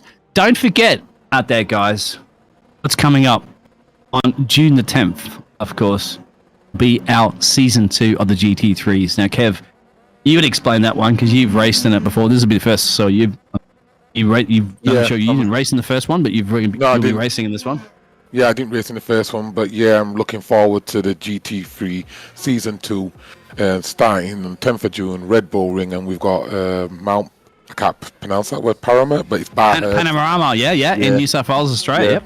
We have Monza on the 24th, 1st of July, Hungarian Ring, 8th of July, Spa, 15th of July, Long Beach, 22nd of July, Daytona, 29th of July, Road America, 5th of August, Road America, but the one before was Road Atlanta, and Glen Watkins on the 12th of August. And there's some prizes based on 45 entries, €90 for the first place, 75 for second, third is 50, 25 for fourth, fifth, 20, and 15 for sixth. And 7th to 10th is 10. So as you can see, there's some good prizes there. So I'm looking forward to that. I'll be in that myself. Hopefully, Mike, I don't know. There's some good drivers in there. I don't know if I'm beating anybody, but we will see. But we'll also be commentating while I'm racing. So he said that. Yeah. And we'll hopefully get a chance to cut over to the radio with you as well during those races. And trust me, Annie Store Racing, with the likes of the brilliant producing team there of Gerald and everybody else in Annie Store Racing, we're going to be able to bring you some of those new Top Gun goodies that you're starting to see, picture-in-pictures and all sorts of cool graphics and stuff like that that'll be occurring. Get a little bit more time. But just basically sign off your calendar, June to August. June the 10th all the way to August the 12th. So 10 great GT3 tracks, great GT3 racing. So sign up, guys. It's there. Be a part of it. You're going to be running out of time. You got to get in. You got to be in it to win it. Everybody loves the GT3 cars. Plenty of them to choose from. Plenty of those great tracks. That's going to be it, I think, for this evening. I'm going to let our fantastic race director of Gerald get some rest, of course. He's feeling under the weather, but he's still got up there and can still push the buttons in all the right places. And obviously, a huge thank you for all the team at Annie Store Racing behind the scenes that do all the work, as well as the drivers, of course, in the F4 series and the F3. This has been myself, Biggles, and Kevin has joined me, as well as the other gentleman earlier that I can't remember his name, but he was also in the casting box there for the F4. Sorry, Ilo? Ole. Exactly. That's it. From us, Annie Store Racing. Please tune in. Much more to go. It's on the YouTube channel. Hit the subscribe button. Hit the notification button if you want to be notified. Notified, of course, as I have. Thank you. Good night, everybody. Stay safe. Take care. Yep. Keep racing.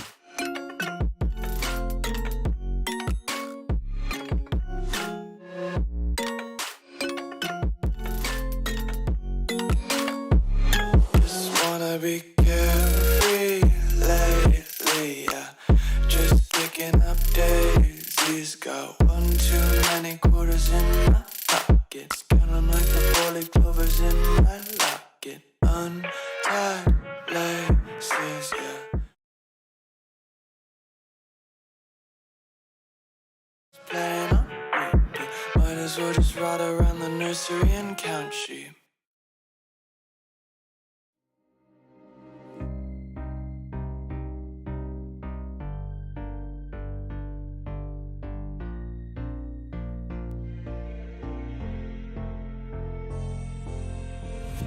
Heaven just knows what it was. Will I go back to